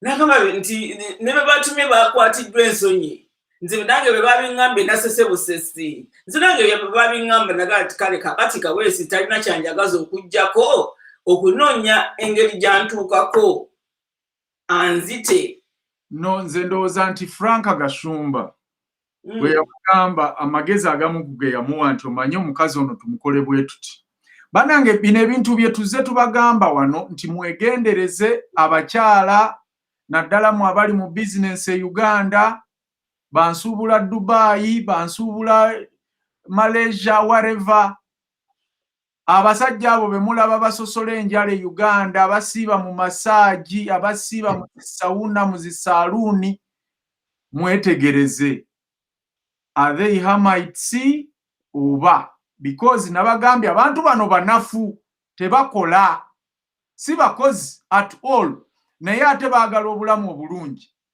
naye engeri yokka ey'okubufunamu balina kutta balala oba balina kwetaba mu kutta balala baba bambega baba bakwanyi b'abakazi naye abakazi abo baba baagala kubatta abawala bonna abo ab'Emakerere mbabuulidde enfa gye baafaamu tujja baleetera ku story eyo tujja investigatinga byonna byetooloolera ku kintu kimu bantu abo bannayuganda tetugenda bazuukusa kusingako nnyo wano nammwe twagala mutulage nti ddala muzuukuse kakati omukyalo ono waliwo ensonga gye mutaamanya gye yabagamba nti twagala tumanye afuna atya kooti emukkiriza etya ogenda okuzikula omujulizi ng'olwo Kaweesi alemeddeko nti omwana oli yafa yetuga bwetuzo oba poliisi nga kyegamba omukazi ono yalwana n'addamu ate n'awaaba omusango omupya kooti ng'agisaba emukkirize azikuleyo omwana ono Sally baddeyo bamukebere era n'aweebwa amagezi Stanley Ndawula n'amugamba nti noonya dokita bw'ati ne bw'ati yekka gwe tusobola okwesiga mu musango guno era njagala mutegeere ebyali mu kooti eyo nga mukyala Wamala atuuseeyo.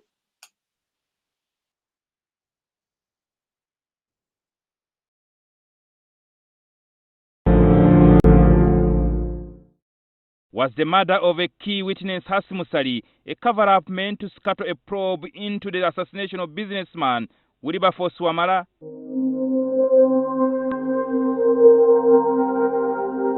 This is what is now under scrutiny as the Grade 1 Magistrate for Makindye Court, George Mwatiekere, continues to conduct a judicial inquest. A police officer, James Okau, who was in charge of Bukasa Police Post Muyenga, appeared in the dock today. He also cast doubt on a police report that Sally committed suicide by hanging. I saw Sally hanging on the door. What comes to your mind if you're told that someone harmed themselves? I really doubt. You doubt that Sally harmed himself? Sally was found dead bare after he made an extrajudicial statement implicating suspects in the murder of Wamala. Chemanyi Beni ne Mama Debula Jole. Earlier on last week, a respected pathologist, Dr. Sylvester Onzivua, in his report he filed in court revealed that Sally did not commit suicide but was hanged.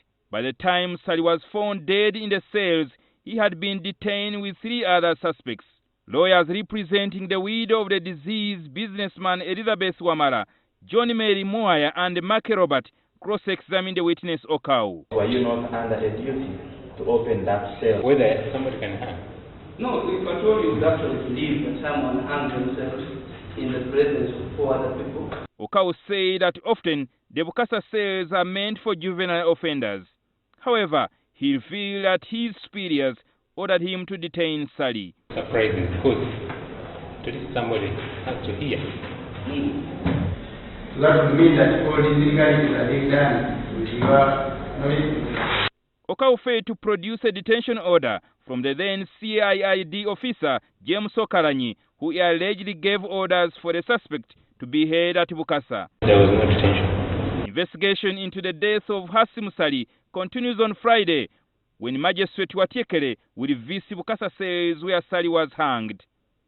Jingo Francis, NTV. Okay, bwatyo mukyala Wamala bwe yasobola okutwala omusango gw'omwana ono mu kooti. Mukyala Wamala nga tetunnayongerayo ku kuzikula mwana ono ne muddamu okufuna postmortem endala eyakakasa nti omwana ono yatugibwa butugibwa oba yattibwa buttibwa. Waliwo kyoyongerako ku story ya Stanley okumiitinga Kaweesi ne Gashumba? Osina kyenyongerako kubanga eyo yazikira buzikizi gwegamba ye Kaweesi yagivinga natural death. Teyaleta side ye. Okay. Ddala mu butuufu nga talina kyayinza kwongerako. N'abeerayo n'asirika yali ayagala okukozesa amaanyi ekigaana n'aleeta n'ayagala okunegotiatinga ate no si ye yekka nono omusajja yali tamala emirundi naye yajja approaching Stanley n'amugamba nti ekyokusooka Kaweesi si yaliko MP Wamala bwe yafiira, which wasn't correct. Tekyali kituufu kubanga Kaweesi ye yabika Wamala yawa bannamawulire story eyagenda mu mawulire. Netamala emirundi naye yakozesebwa mu madde eno okujja okustopinga Stanley okuwandiika about it. Yes. Bannayuganda ndowooza kati mugenda mulaba bulungi how this mafia gang bwekola n'abantu abagikolera mu media, abagikwasaganyiza obutemu, abagikwasaganyiza amawulire, abagikwasaganyiza each and everything. nabagambe ne ina ba doctor ina media houses ina personal media oh my god media personnels muwulira ewali Gasumba ne Tamale mirundi alabise tugende maaso. Well, yagezaako yamu meeting and those on 2 occasions about it.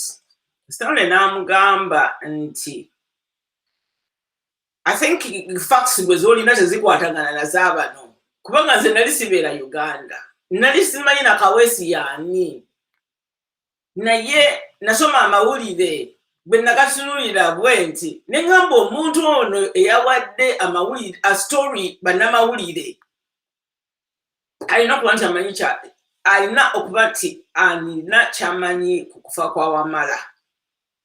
Mwali mu story ya New Gundi World Vision eya t-shirts nebeera mu Gundi bwate waliwo abasuubuza abadde bamuwa ssente ogenda basuubulira ebintu ebyo ne birabika nti tebyatuukanga. Imagine blackmailing omuntu gwose olina muntu yenna gwakolagana naye mu business olwo bakyusa story public efune yaabwe gye baagala. Ndoza munda media houses za Uganda, how do they changing stories and flaming people? Kawesi bwabadde ayogera abagambye mbu kati mukyala kawusiwuukira singa twagenderera ku maziga ge yali akaba. Can you imagine? Imagine nga n'omukazi oyo bamuflaminga buflaminzi tuwulira mu story eno nti noono mukyala kye baali baagala okumuflaminga singa naye bambi yalinga mukyala kasiwuukira nga teyalina exposure ku ssaawa eno singa Elizabeth avundira mu kkomera. Kakati omwana ono omugjayo otya ofuna ebbaluwa kooti ekukkiriza okuziikula omwana. Omanyi oba oyagala poliisi ekole mistakes yongeza kasukaali. Pressure. Wabateekako pressure.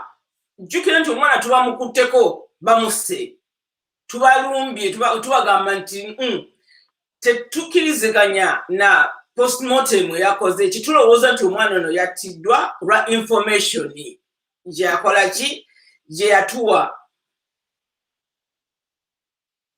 Kayihura n'agamba nti yayita meeting gye nagamba nti Kawesi almost chaired that meeting ngatugamba tewali kigenda kubaawo kubanga oli yafudde. The extrajudicial statements they try to record zonna nti ziri irrelevant. Oyo omwami Charles Mugambe n'amugamba nti according to the Evidence Act omuntu naba bafudde egundi esigala ekola naye tugendere ku ekyo kyolowooza nti bwe kiri. Kati Mr. Kalanye yajja mu meeting eyo naye yajja later ne Mr. Mugundi Musana deputy Gundi Criminal Intelligence Department. Nakola ki ne bagamba nti bajja kola inquest.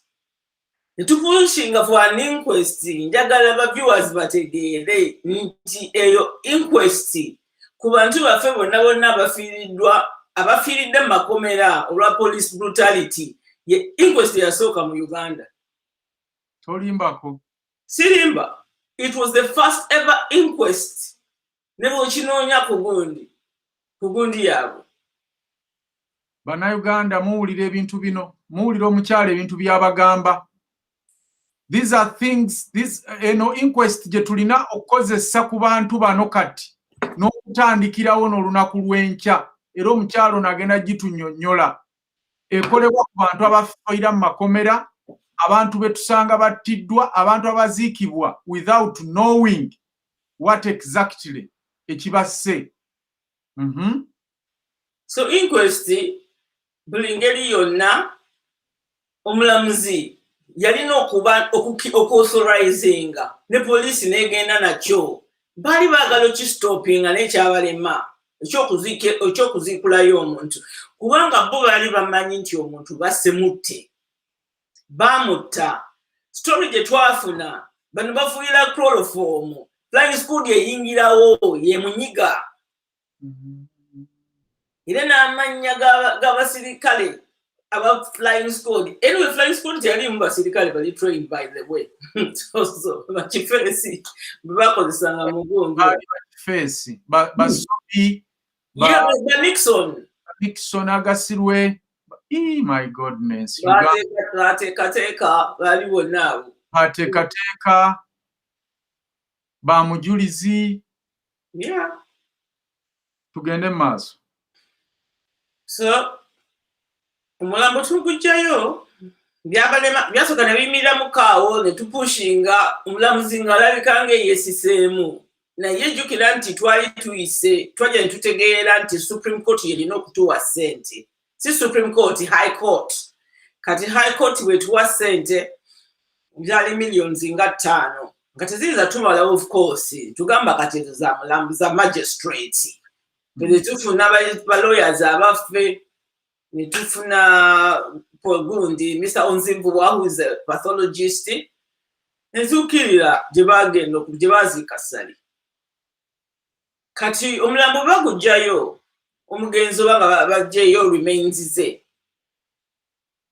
alina wakebera wano mu bulago confirminga waliwo akagumba kalina okukozesa okumanya nti omuntu ono yeetuka bwetu bakaba kalina okutuka singa aba yeetuze bwetuze naye Sally yali aluddeyo kubanga bamutandoza 2013 14 ate postmortem yali ya 2015 eyo yokubiri ebifaananyi bye twali tuguze ku ba scene of crime officers ne postmortem report police pathologist tebereza bana abantu balina n'abagundi ababo bagenda ate mulago okola postmortem.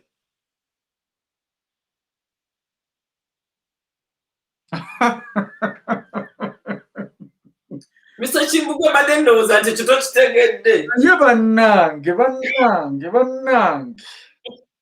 ebintu bino mubiwulira nze bwe mbiwulira oba temubitegeera bulungi bannange. Ogambye ki? Bamuyita police pathologist wa police. Oba yabisoma oba kiki kati awonze naawe naye si doctor ali trained is a police pathologist eyayingira mu kintu kyaffe nakola postmortem. Ugandans.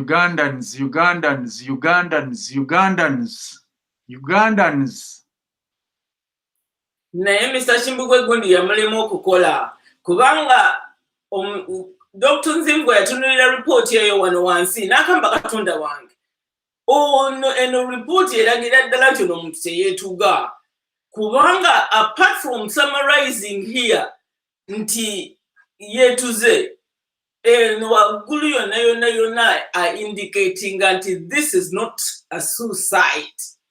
It wasn't suicide.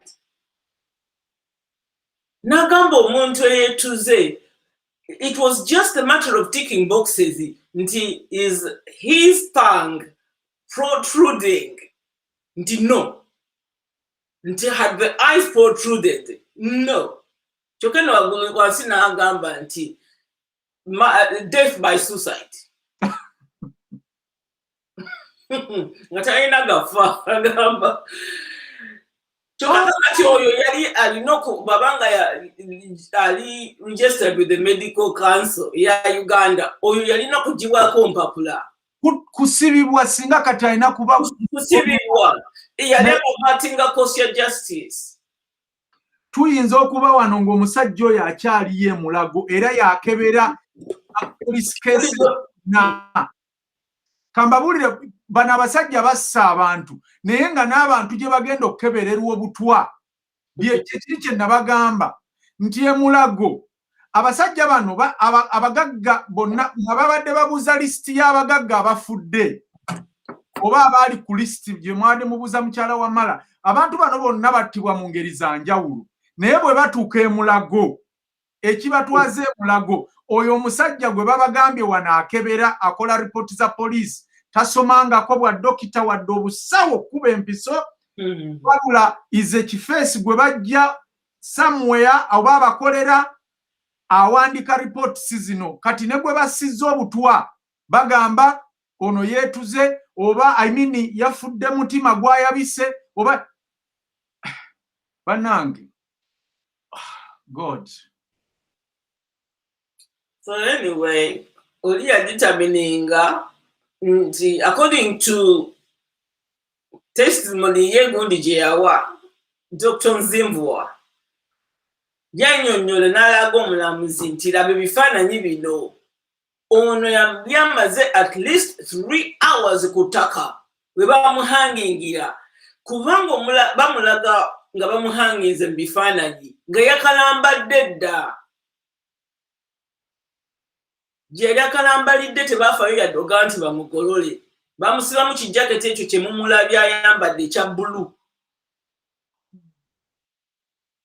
His neck was not even tight enough because it was a bomber jacket. Yeah. Gye bamusibamu kijaketi bamaze omutta ne bamuleka awo. Kakati n'abalabi baffe kubanga mwami Kimbugwe bano abantu kwegamba tulinga bali mu kooti. Abantu abawuliriza be bantu abantu nga babeera mu kooti bwe bagamba nti kati muwulirize omusango mutuyambeko okukola ki okuditamininga omuntu ono omusango guno yaguza. Abatuwuliriza gye bayita jury, abatuwuliriza nga mugenda otuwa jury. My goodness. Mukyala Wamala, I'm really sorry about what happened, but emboozi yo simanyi. I don't know, simanyi bannayuganda bwe bagitreatinga, simanyi bwe bagiwulira, simanyi bwe bayingira. Naye katuwummulemu katono. Nabagambye tuprofilinga abalamuzi ba Uganda. Naye bannayuganda mwenna mbasaba tugenda kufokasinga ku balamuzi babiri. Chibita ne tugenda kufokasinga ku Chief Justice Owinyi Dolo ne Chibita. Video eno gyengenda okubalaga wano tugenda kumala tugipostinge naye mbeegayiridde bw'obeera n'essimu yonna gye twali tukuwadde nti gisindikeko oba ya state ki oba ya Bungereza oba ya America oba ya UN oba ya mugenda ku njagala video eno egende viral bwe tugiteekayo bwe pa mugisharinge kwegamba tugenda okutuuka ku Monday nga buli muntu yena gwe kikwatako emutuuseeko. Mulabe nti bano abantu batusetinga dda abantu bonna n'abagenda okusala omusango. N'abagambye kuliko n'omukyalo omu omulamuzi nga ye godmother wa Natasha w'omwana omu ku bawala ba Museveni eyamujulira mu church. Kakati nga tuvudde ku abo tugenda kutunula Owinyi Dolo. Owinyi Dolo yali private lawyer wa mwami Museveni. Era yali omusaale mu kuwa Museveni amagezi ag'okujja ebisanja mu constitution. That was 2005 oba 2005. Mwami Owinyi Dolo ono yes Chief Justice agenda okusala omusango gw'Abannayuganda ogw'okufa n'okuwona. Yali mu kiseera ekyo nga private lawyer ate nga member wa parliament ku kadi ya NRM. Mwami Owinyi Dolo abadde ku lukiiko yali ku pano y'abalamuzi nga bajja emyaka mu constitution egirimit. Bwe tugenda ku Chibita ng'otadde bali emisango gino gyonna gy'abadde ajjavuluga yali bamuteekawo Janet Museveni ne Museveni baateeka Chibita mu DPP his office okumaliriza emisango gy'okutta abagagga oba ba businessmen mu Buganda era ng'ogwamuyingiza mu office gwali gwa mwami Wamala. Naye before nga tannafuka DPP yakolako mu URA nga legal staff era nga appointment eyo yava mu State House. From there n'afuuka personal secretary wa mwami Museveni. Era okuba personal we mu State House aleetebwa nga Buteera eyali DPP mu kiseera ekyo agaanye emisango gy'aba Wamala n'abantu abalala abaali battibwa nga baweebwa obutwa battemebwa bakubibwa amasasi n'abagamba no, this is too much. State House kwe kutuula mu kafubo ne bannyonnyola Chibita nti genda mu DPP's office. Ebintu bya Wamala byonna ebyatwalibwa eby'e Masaka ne Kampala n'ebintu bya mwami Kasiwuukira ebyatwalibwa n'ebintu bya mwami Kato Kaju byali e Luzira kati avundira e Luzira ebyatwalibwa byonna Chibita ye yali emabega waabyo. Kati ku ssaawa eno yabirimu ebyo nga DPP kakati omusango gwa bannayuganda agugendamu nga judge. Njagala olabe vidiyo eno katono tukomewo.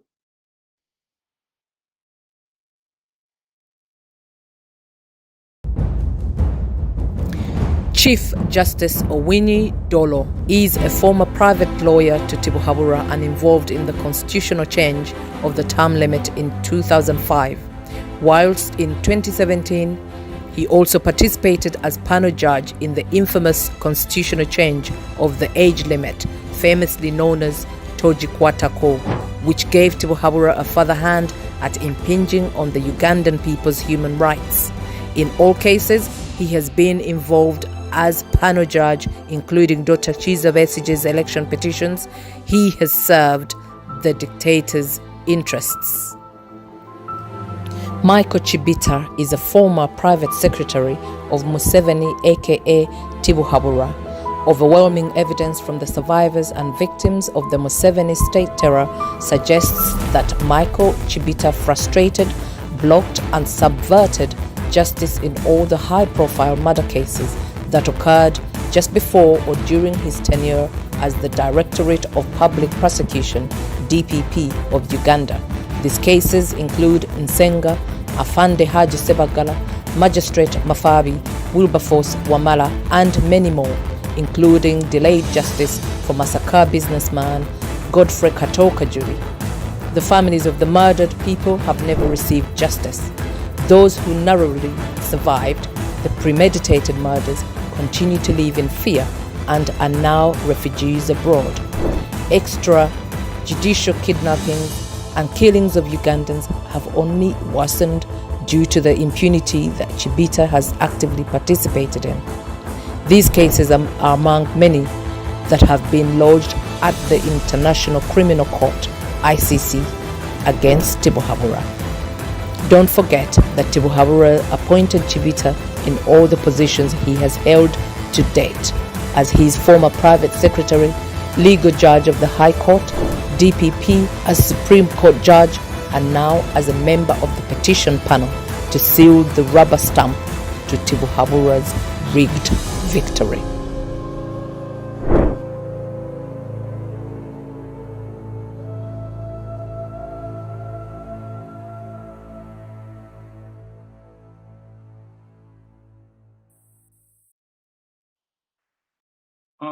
Ogenda kutambuza vidiyo eyo nga bwe kisoboka. Tugenda gisaayo ku mikutu gya Kimbugwe live gyonna, Facebook, Instagram, Twitter, Snapchat, TikTok, every social media gendayo luvannyuma lwa show eno. Mutambuze vidiyo eno. Twagala okuteeka ku basajja bano sanctions ezibayimiriza okusala omusango gw'Abannayuganda ogw'okufa n'okuwona. Bannayuganda tumanyiddwa ekimala. Ddi lwe mugenda okugamba nti ekimala kimala? Ddi lwe mugenda okugamba nti ekimala kimala? Let us say bano abantu bave mu musango kati sinkya kati, because bonna bali compromised. Bonna basala omusango guno olwa safety yaabwe, because ebikolobero bye bakoze Bannayuganda bakimanyi nti mwami Museveni bw'avaako balina okuwaŋŋanguka oba okuddamu emisango egyo, okuddamu ebibi ebyo byonna oba okubonerezebwa ku bibi byonna bye baakola. Balina okusteppinga down. Balina okusteppinga down. Please listen to me. Listen to me. All this dirty, these people, nga babeera mu nkwawa za Museveni nga ne ku lujjuuzi lwe batandise omusango emmoroka zaabwe twazibalaga nga ziva mu State House. Kiki kye bagenda okusala ku musango guno? Tukimanyi, fenna tukimanyi, ne His Excellence Bobi Wine President elect akimanyi, naye tagenda kugaana yekka. Abagamba bulijjo nti amaanyi gali mu bantu. Bwe gaba gali mufa abantu, Museveni afuga baki? Bw'aba afuga ffe lwaki tetusalawo kye twagala ne kye tutayagala? Why don't we stand up? Ne tugamba nti bano abalamuzi bano bonna tetubaagala ku musango guno. Tufune neutral judges, oba bava Kenya, oba bava Rwanda, oba bava Burundi. We don't care as long as bano abasajja tebaliiko. These are murderers. These are murderers.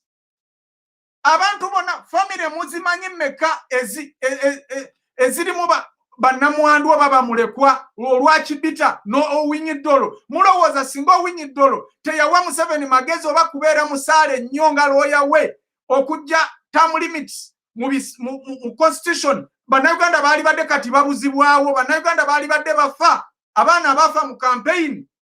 Singa Chibita teyabadde DPP, Chibita n'otuuka ku meeting abatemu abattawamala, omukazi n'akwegayirira nti tukwate abatemu abo, musajja gwe n'ogaana, kitegeeza nti wali mutemu, naawe oli mutemu.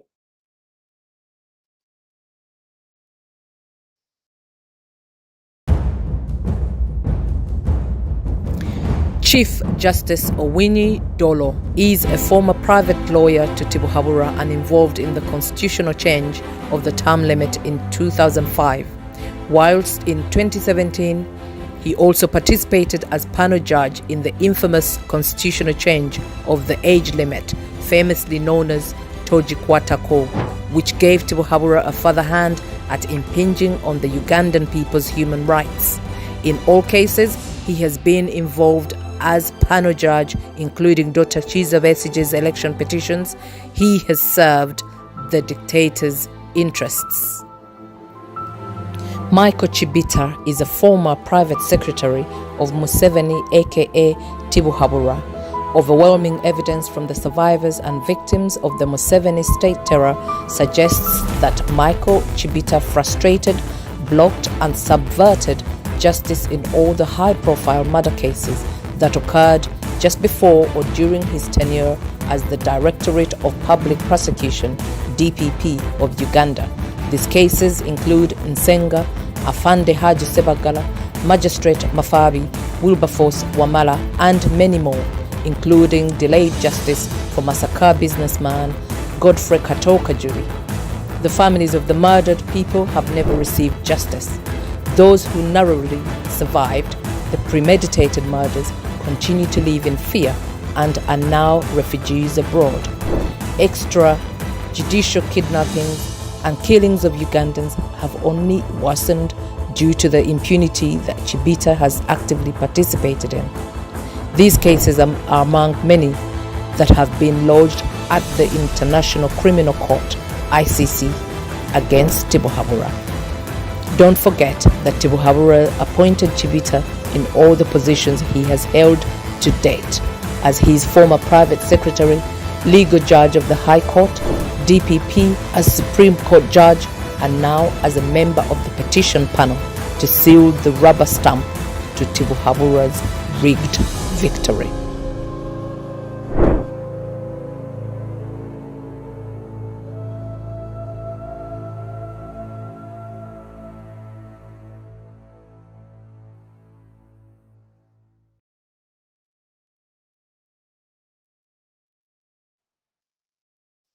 Okay. Muchala Wamala. Answer. Waliwo video wano. Yeah. Jenjagala tulaga abantu era otandikirawo. Video eno yali ya kooti.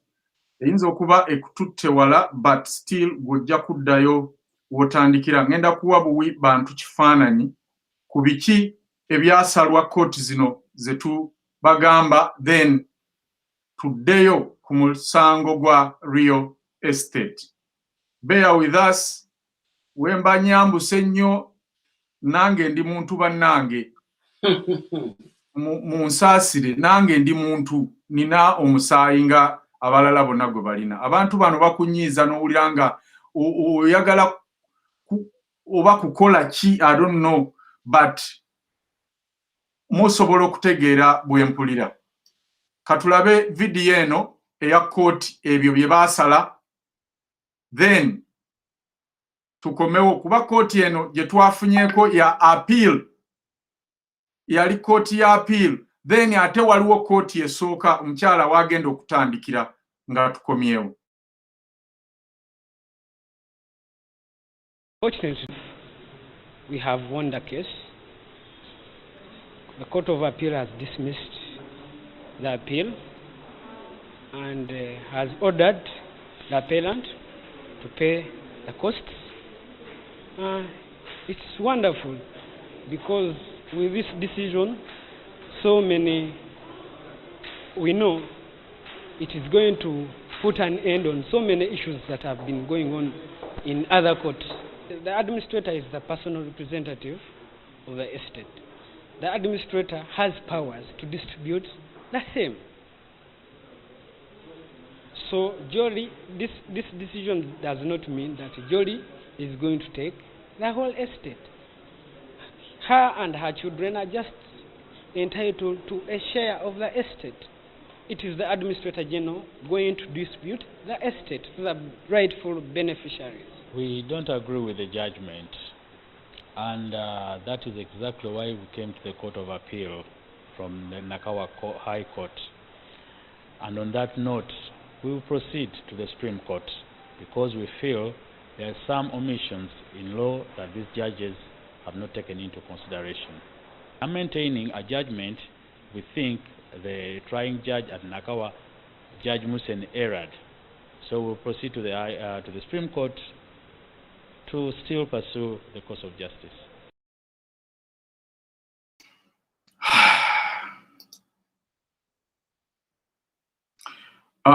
Mukyala Wamala, njagala otutandikire ku kooti ezaasooka nga mutuuseemu nga tetunnatuuka eno ku apiiru. Njagadde kuwa buwi bantu kifaananyi nti wasooka mu kooti ezaasooka ne zigaana, ne kooti eya apiiru nayo neegaana okuwa obwenkanya.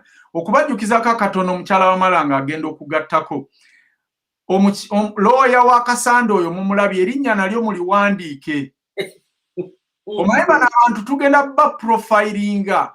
Mumulabye oyo kati bw'onoonya empapula ze ayinza n'okuba si looya, baba ba looya baabwe nga bwe tuwulira oli akebera postmortem emulago yali tasomangako ku bwa dokita talina na bbaluwa yonna ekuba mpiso. Kati n'ono looya omutwe guno bwe mugwetegereza ngeri ne gye gwakulamu, amusore okukozesa kikula ky'omuntu, naye olabira ddala nga ne byayogera tabikola ki? Tabitegeera, wabula omusanga agamba tuguwangudde, era amenshonizeemu n'abaana. Abaana abo ba famire ya mwami Wamala bawalabe batabani be ne mukyala we bagamba oke abaana tubakkiriza, bw'abanga Wamala yabazaala baana baffe tugende tukebere DNA. Ne bagaana okukebera DNA, naye ate ekkooti n'ebawa ebintu. Abaana abatali ba Wamala, omukyala ono yafumbira Wamala less than a year, naye ate abaana be baateeka mu bintu bagabira ba myaka 4, bali ba myaka 2, 4 n'okugenda waggulu. You can imagine. Era abaana bano kigambibwa nti ba omugenzi Kaweesi Felix Andrew. Tugende mu maaso. Kakati Mr. Chimbugwe, leero ba viewers tubavuze bwetuti ne bwetuti. I'm hoping that they are holding on. Naye bannange njagala okusooka ate si kooti, kubanga Mr. Chimbugwe tulina okusooka ewa Administrator General, kubanga ababbi abatemu gye bali baagala okuyisa ekintu kyabwe already balinayo abantu okuviira ddala ku Administrator General akulira ekitongole ekyo. bonna bafu. Bonna bafu. Kakati fe Kawesi alinayo omuntu we. Jukira nti mbulira abantu nti twagendako mu meeting ewa Kawesi alonde ba administrators ba estate ya Wamala. Nga kwe kuli Haji Nasalubega Saidi Bukenya ani bonna twala tugende. Ono lawyer gwe tulabye w'omutwe akwatagana ne ba Bukenya. Atoyo lawyer. Ye lawyer Bukenya gwakozesa. Bukenya ye abera mu court na abera mu audience nga abalala. Awo ye hakimu muwonge yakola all the dirty na ye omwami oyo ngena mugeko nga tutuse nakawa kubanga yali agudde ekigwo mu kooti loza kwolo Saidi teyamu preparing bulungi kati ekya administrator general kyabalema nze mbavuga nga mbaza mu kooti kubanga ekintu nakisooka nenkibalekera nga njagala nange babeere in charge njagala abawuliza bantegeere bulungi nti nasooka nenkibateera naye nga tubeera nabo mu meeting ne mutegeeregana ku kintu kirala ogenda okuwulira bakola kirala. Like for example, bwe bagenda okusurveyinga properties nze bali tebagaana kwagala mmanye ne batuleetera gundi report ne batusibira ebweru. Njagala ba viewers buli muntu yenna omukyala obanga mwami ombulire ng'ofudde n'oleka abaana bo ku nsi ne babasibira ebweru ne balema nakkukungubagira. Beba n'abasajja ba Saidi Bukenya be baakola. Saidi Bukenya muzadde alina abaana abakulu byasooka okuzaala mpulira bali mu America. Alina abaana abato bazadde mu kyalo ono gwali nayo Kyotala. Nasalubega alina abaana n'abaana ba Wamala ne muka Wamala bamusibira ebweru. Kubanga batambuza ekintu kyabwe. Kati ewa administrator general ne kibalema nagana okuyinga olwo ngambako ye ne mbagamba sibategeera nagenze for legal advice. They have advised meeting nga namwandu nyinza okusaba directly letters of administration from the court. Tugenda mu kooti ekooti tusangayo ebiseera ebyo Faith Munda yali akulira kooti ye Nakawa. Faith Munda nga tolina ngeri ki gy'oyinza kukola ki mu influencinga. Kakati awo ne baba nga bali ku tenterhooks kati oyo omwami muwonge Hakim Golabye yalwana olutalo mu kooti ya Faith Munda. Faith Munda n'amugamba nti gwe oliko oluganda ku family eno. Tula wansi sagala kuwirako naye nga kwegamba Judge Kasita yagamba nti no ngenda kugaba interim letters of administration to the widow. Ani omulala gw'oyagala abeereko neneminga one of the kids abakulu ne senga w'abaana kubanga olwokasane nga tetuyinza muyingaejinga ng'ali ku kigurupu kino ekyabatemu okitegeera. Kakati Hakimu oyo n'ayimuka n'agamba nti ng'ayagala kufa bufi ono omukazi ye yatta omusajja yamutta bubi nnyo n'amusalako omutwe ng'ekkooti ejjudde. Abantu ne batunula naye Faith Munda honorable n'amugamba omusajja nti musajja gwe buli mukazi sajja yenna afa batamute mukazi yaba amuse n'amugamba tuula wansi. Nawulira nti Hakimu yagamba nti Faith Munda bw'aba yagenda okusigala ku musango guno nze sidda mu kooti. Naye omulamuzi yamubuuza ebibuuzo omutwe ne gumuzitowako n'agwa. Ate nno sooka olinde si lwero lwazitowa. Ono ye Bukenya yakozesa oli Hakimu Muwonge era ndowooza omulabye ng'ayogera atiiratiira. Kakati nojja kubulira ekyali kimukankanya. Kakati Faith Munda nga bajja bamusikawo. Eno ye famire ya Saidi Bukenya ey'omwana kyalo mu Kyotala gw'alina kati. Gwapepeya naye. Bali ku ssente ezijjudde omusaayi beeyagala. Abaana abo bali mu musaayi. Abo abaana ba Saidi balidde omusaayi. Abannasa musaayi. Ate n'abakyala bamanye embeera z'abasajja baabwe kyekisinga okuluma okitegeera kubanga nze Mr. Kimbugwe senga nesanga mu situation ng'eyo kati nga mukyala wa Nasa nagezaako nnyo okwagala okwogera ne mukyala wa Nasa Fatuma mugambe nti omusajja ono nga tuyisiza bubi nnyo naye ate kyenyagala okwogera nti bwe twali tuli emuyenga manya nga bakyakutte emuyenga twalinawo omukozi ffe gwe twali tutaddewo n'omugenzi kati nga bataddewo security naye nga ngendawo nenjogera naye nambulira biki ebigenda mu maaso yagamba nti waliwo omukozi wa Nasa eyajjawo n'agamba nti gamba namwandu apushinga ennyo okulaba nti bainvestigatinga Nasa ono n'agamba namukolera emyaka 10 naye alina omutima omubi he is capable of killing someone n'agamba bamuteekeko amaaso amoogi n'agamba nti n'omukazi wennyini owawaka kyamuyisa bubi naye omukazi oyo bwe batta Wamala ennyumba eyo ye yali agibeeramu nempulira ne stories endala ze yayogera mbu Wamala yabasulira ebintu ebweru which was a lie kubanga ennyumba twamalayo ssente ne bamala emyezi 4 nga bagibeeramu kati anyway ngenda ku fast tracking nga meetings bino bwe baali batuforcinga nti muteekeko emikono tugenda administrator general nga beeteekako nga ba administrators ne beeyita ne ba brother kubanga Saidi Bukenya yasoma yejuzamu forms zino amanyi the difference between a brother and a friend naye bonna bwe baalinga beeteekako nga basaba letters of administration beeteekako nga ba brother to the deceased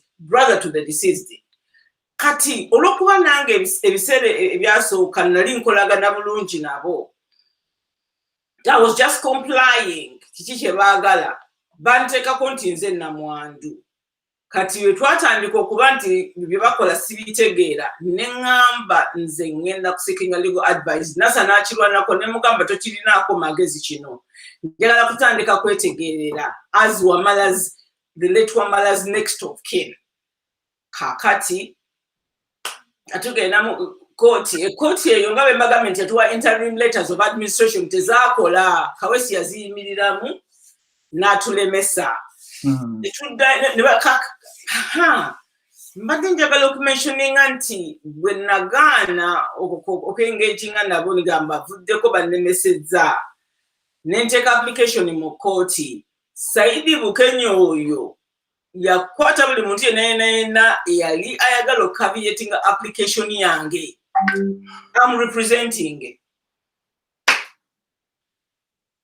na influencing muwala w'omugenzi omukulu ye Esther Nabukeera ne kati yamala naye n'abategeera nga ya representing ne Jole Kasande na representing Nasa Lubega na representing mama w'omugenzi na representing omukulu ye gwe bali bataddewo nti mukulu w'ekika na representing aliwo omuntu omulala kwegamba nga list eryawe eriko abantu nga 8 abakaviyetinze application yange nze namwandu nga tebalina na grounds kwe bakaviyetingira nti Judge Monda yazituukako n'agamba onaani Nasa Lubega yaluwa Nasa omusajja omukulu businessman ensi gwetwala nti musajja naggaga ng'ali mu kkooti alwanira bintu bya Wamala oyo striking off ne tusigalako basatu nze Esther nani omulala neye Kasande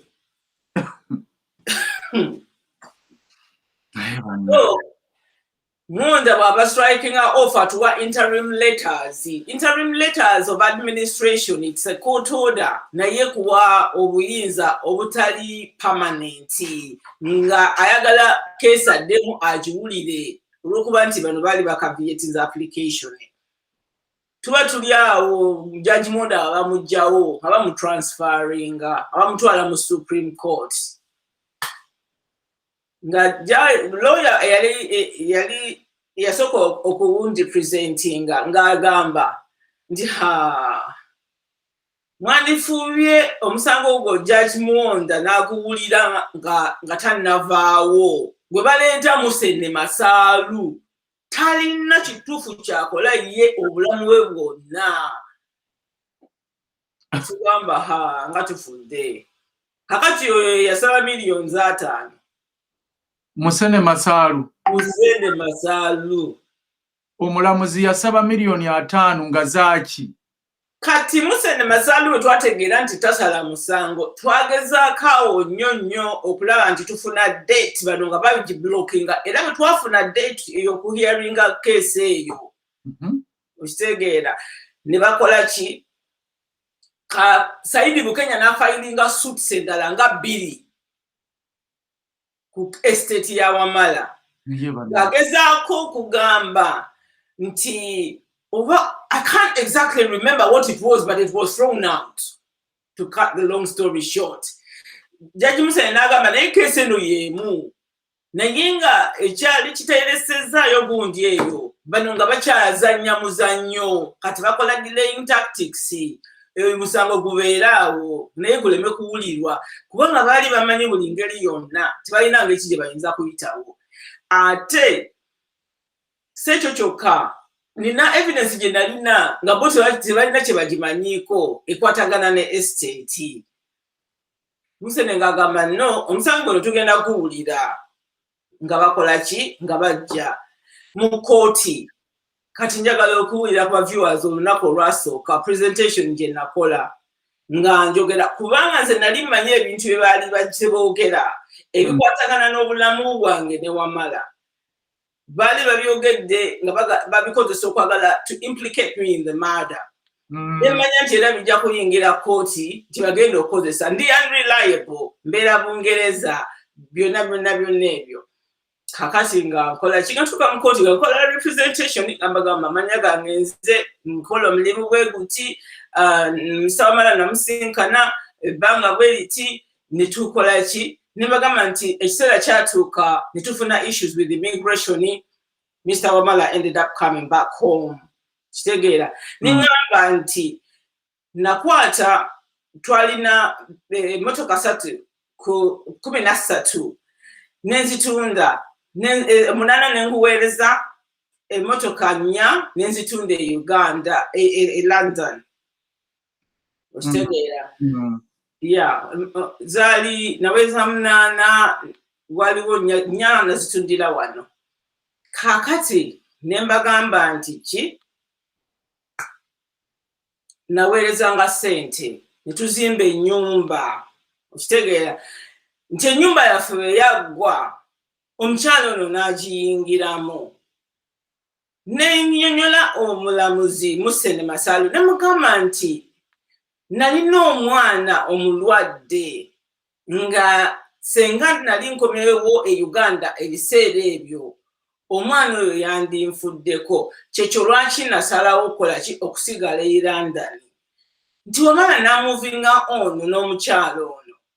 Otegeera nenkireka kusanga senga nange najja ne muta teyandibadde naye kukuba nti kukola ki kasi ne mugamba nti naye ekikulu ekiriwo ne mugamba nti nina evidence nti the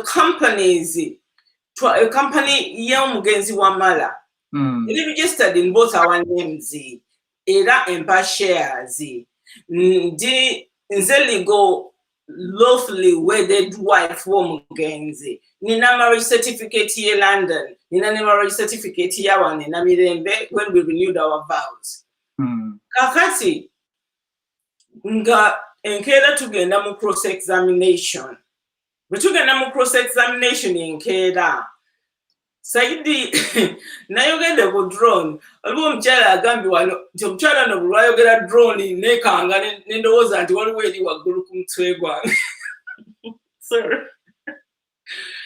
So drone bwegiri nazo bazitukyayisizza. Drone yagamba nti Saidi yagamba nti bukyambeerawo ku bulamu bwange bukyanqualifying as a lawyer sisulangako nga ntunula naye twetegese katugende tulumbe olutalo nga lwakubba bintu mu estate ya Wamala.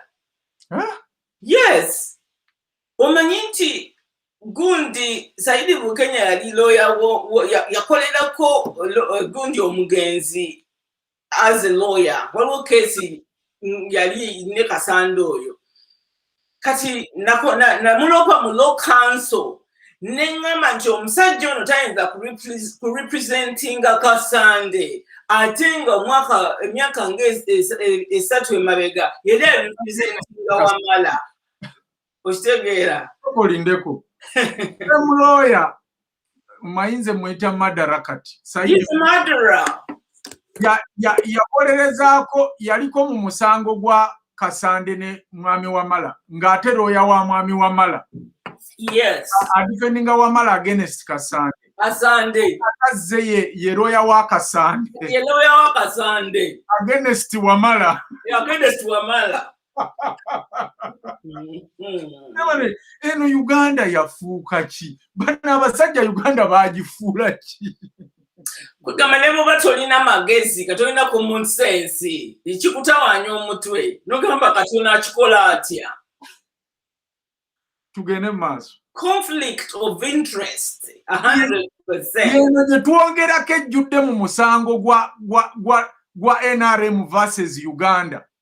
Kakati impunity eyo, kakati bwe yeekangamu n'addira Kasande n'amufunira lawyer omulala. Naye ng'era ono bonna bali wansi we. Kati bwe batuukanga mu kooti nga oyo Hakimu Wonge representinga Esther Nabukeera Nasa biki byonna jjukira nti Nasa gundi yamustrikinga off ne bamala ne bamuzza Judge Monda ne bamala ne bamuzza ng'omu ku ba defendants. Kakati inda Mr. Chimbugwe Saidi oyo Bukenya mu kooti the following day cross-examination abambuuza kakati wagamba wali ofumbiddwa where's the marriage certificate nenjireeta ye London ye na Mirembe nenjireeta watika emmotoka olina evidence. It was so many years ago nenjagala okuwulira ba viewers bannange nti Wamala yafa naye Wamala yafa to expose abasajja bano ne gavumenti kubanga singa bamanya nti Wamala alina emabega omuntu alinganze n'ebintu byali obujulizi bwe yaleka emabega osanga tebandimuse. Naye Wamala yateleka bill of lading okwagira emmotoka ezo 8 ne receipts kwe nasasulira ku pooti okushipinga emmotoka ezo nga biri mu mannya gaffe shipa ne yali alina okuzireceiving e Uganda nga tuli ffenna. Kakati sente ze naweereza nga Mr. Chimbugwe buli ka receipt konna Wamala kwe yafuniranga sente ze nali muweereza yali yakatereka. Kakati bwe registering a company Mr. Chimbugwe Mr. Wamala yampeereza copies ezange nze nembisuula moved house simanyi gye byalaga era Mr. Chimbugwe nze saasooka kwogera kintu kyonna about my shares in the estate nga sirina documentary evidence yadde byaliyo mu company the registering businesses companies in Uganda wano tugiyita company house simanyi Uganda bagiyita. Kati saayogera kintu kyonna naye Mr. Chimbugwe mbantudde mu nnyumba one day nenga mu ekikeese kye kiri mu garage kirimu ki waliwo gumeto gundi gunene nnyo Wamala yagujja Japan nengenda nenkeberamu nensangamu briefcase nze nagigula bwe yali addayo Uganda nenjijjamu nga mulimu buli kantu konna konna. So I just picked up that thing nengenda nakyo mu kooti nenzijjayo obujulizi bwange bill of lading my contribution to the estate ne memorandum and articles of association registering a company empa shares. Naye ebintu ebyo nga sinnabibawa cross-examination yali nti basaba document by document buli kyabagamba nga wayogedde ku kino kiruwa nze nga nkiwaayo wayogedde ku kino kiruwa nasa natandika okwekuba obwamaawo ne saidi kakati ye hakimu wongega ab'omulabe natandika okutuuyana ekyasinga okumwagala omukuba ekigwo kwe kumbuuza wagambye nti company nti Wamala yali registering a company ki nemagamba this and that. Mr. Chimugo, we had a shop here. Bajigala naye ekizimbe weekiri n'ebigundi byako gakitunda this and that gakitunda everything. Omugenzi n'agamba nti bwe tuna creating a company yaffe tujja giyita this and that. Era bwe yatuuka e Uganda n'akikola kakati ne bagamba this and that. Kakati nno Kasanda ali awo mu kkooti tategeera Luzungu naye kya this and that yakitegeera. Because even the t-shirts kwaliko T&T meaning this and that. Okay. Yeah. So kakati ngagamba nti wagambye nti good baji registering. Do you have any proof? Kati nenjoka nzijjayo nengaba here is the memorandum and articles of association. It gives me shares. A percentage of shares mu estate eno. Kakati awo ovundi na losing a consciousness oyo omusajja. Kakiwonge. Ow'omutwe. Oyo. Yeah, good day. Kakati mukwagala okugwa abantu baseka abantu bo balekane bagamba nga lawyer wange yabagamba nti tekeko as an annexure as proof ku bintu ebikwatagana ne estate eno. Twasfuluma twabaleka batudde mu kooti nga banoonya plan B. Judge bwe yali afuluma ekooti yabagamba nze nategedde nti ebintu bino biyinza obutabeera birungi. That's why I pulled you out of the main court. I don't want you to lose your future customers. Bwe yabagamba n'afuluma ng'aseka. Ng'omulamuzi agamba balooya bano bakulukuloya. Bano bakrooks. Kigrupu Nasa Kasanda nitwala tugende Kasasiro. Agamba nti nze okubaleeta eno okubajja mu main court saayagadde muswale muluzinge ba clients bammwe kwe kubaleeta eno ebbali. Kwe kubaleeta eno ebbali. Kakati yawo Musene the way he works ng'alaba ziyingidde. Kakati atuyita okusoma judgment naye nga ebyo nabikyala kubanga ne Kasande yalina okuwa evidence ye. Kasande yali yayawukana n'omugenzi so many years ago azadde n'abaana be akomawo agamba Wamala yakagamba mwami wange nga tamuyita nali ya mugenzi Wamala. Kakati lawyer namubuuza yali akuddidde nti bwe bamutakolo bamusanga wuwo. Kati n'asaba omulamuzi tugende tulambule ennyumba ye tulabe oba tuyinza okusangayo sokisi ey'okugulu okumu eya Wamala. Ng'ali awo atuyana. Ku cross examination the following day yaleeta birth certificate z'abaana nga za ku Nasa Road. Kati ate ffe tutereeza mu nnyumba mwalimu gundi omugenzi yalina baptism certificate emu endala waliwo gye baali bagamba nti eri mu kyalo nga tebikwatagana naki na birth certificate ze yali aleese n'atuyanira awo. Amaduuka gaffe Wamala bwe yafa what oyo omukazi kwolwo akawungezi yajja n'ebifaananyi by'omugenzi ne bagenda babiteeka ku maduuka because this murder was planned. Ne bano abantu Wamala gakola ne bagamba Benezi wasiba amaduuka. Within 2-3 days amaduuka gonna ne masitowa gonna yali abikyusiza nga bitadde manyage. Amaduuka twali tugapangisa ku Ssebalamu naye kwegamba edduuka oliteekako deposit n'oligula ne liba nti liryo nti bw'oba osazeewo okumuvinga ono olitunda as in goodwill.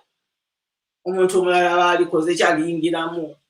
Kakati ne tulugamba obulamuzi nti omukyalo ono omugenzi bwe yafa yajja n'ateekenga over gundi ownership y'amaduuka nagatira kwegamba ffe twali twagenda masolo okusasula rent because the rent needed to be paid naye nga tusasulira mu mannya ge ne tugireeta evidence mu kooti kiki kye yali akola. Tuli mu kooti omwo nga ne Muyenga yamulina Muyenga yagenda ku maduuka awo n'abostinga nti ebintu byonna bibye amawulire ntugawulira kati tugenda ogenda Muyenga ng'alese mama w'omugenzi ekaswa n'abantu abalalalala nga bali awo kwegamba ebiseera ebyo in fact yalina omusajja gwe yali ayagala gwe yatambulanga naye kati nga bwe basula Muyenga naye nze mwami Kimbuga okuwulira nti omukazi ono asula n'omusajja mu nnyumba ya Wamala nga nyinza okwagala okufa so abaana twagendayo ne batukwata trespassing tugenda ogenda okugulawo omusango gundi ku community police Muyenga nga batugamba nti ono yajja like 2 weeks ago n'agamba nti ye Shifa Woods Jole Kasande la Shifa Woods na Jole Kasande Shifa Woods abadde abeera Bungereza mwami we yafa naye yamulekera ebintu bino Mukyala Wamala mbadde kusaba olwaleero tukome wano abatuwuliriza ababadde batulaba mwebale nnyo olunaku olw'enkya high profile murder ekomawo mukyala Wamala mumakingewo wakomye we tugenda okuba nga tutandikira olunaku olwaleero n'amasimu katugerekereze tulinde olunaku olw'enkya tugenda okuba nga tusuubira okukomekereza emboozi eno mukeereeko tujja kutandika ku time kwennyini mwebale nnyo mwebalire ddala okuva gye twatandikidde abalabye paka gye tukomye leero tetujja kwongerako kigambo kyonna katubalekemu effumu lino musule bulungi era tugamba nti Mukama abatukuumire atakuumira mpeera ate atukuumire ne Kyagulanyi agenda otutwala mu nsi ensuubize musule bulungi era mweraba. God bless you and God bless Uganda.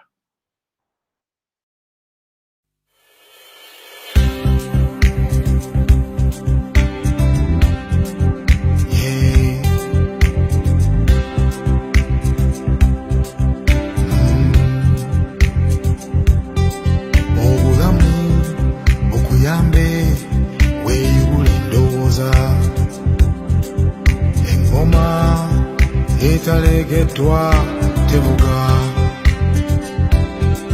agoba nakuwa ekkubo ndowooza so totya mbeera weeyonooyo ali waggulu ennyo nze nkusabira muganda wange nkusabira muganda wange nze nkusabira muganda wange nkusabira muganda wange ensonga lwaki Museveni atutya kuba tuli bangi ate tuli babuufu ate twakwatagana ffe twasangibwa tuli wamu kitole ennume balugera ekulabiko engoma etalegeddwa tevuga akugoba balugera yagowa ekkubo totya mbeera weeyonooyo ali waggulu ennyo nkusabira muganda wange. All those who have been involved will be exposed and crushed. We shall crush this. Kusabira muganda wange, kusabira muganda wange, kusabira muganda wange. This is Bobi Wine, very down to earth. That guy, he could very well be the future. I'm going to continue the fight for freedom, and it is the fight that we must either win or die trying.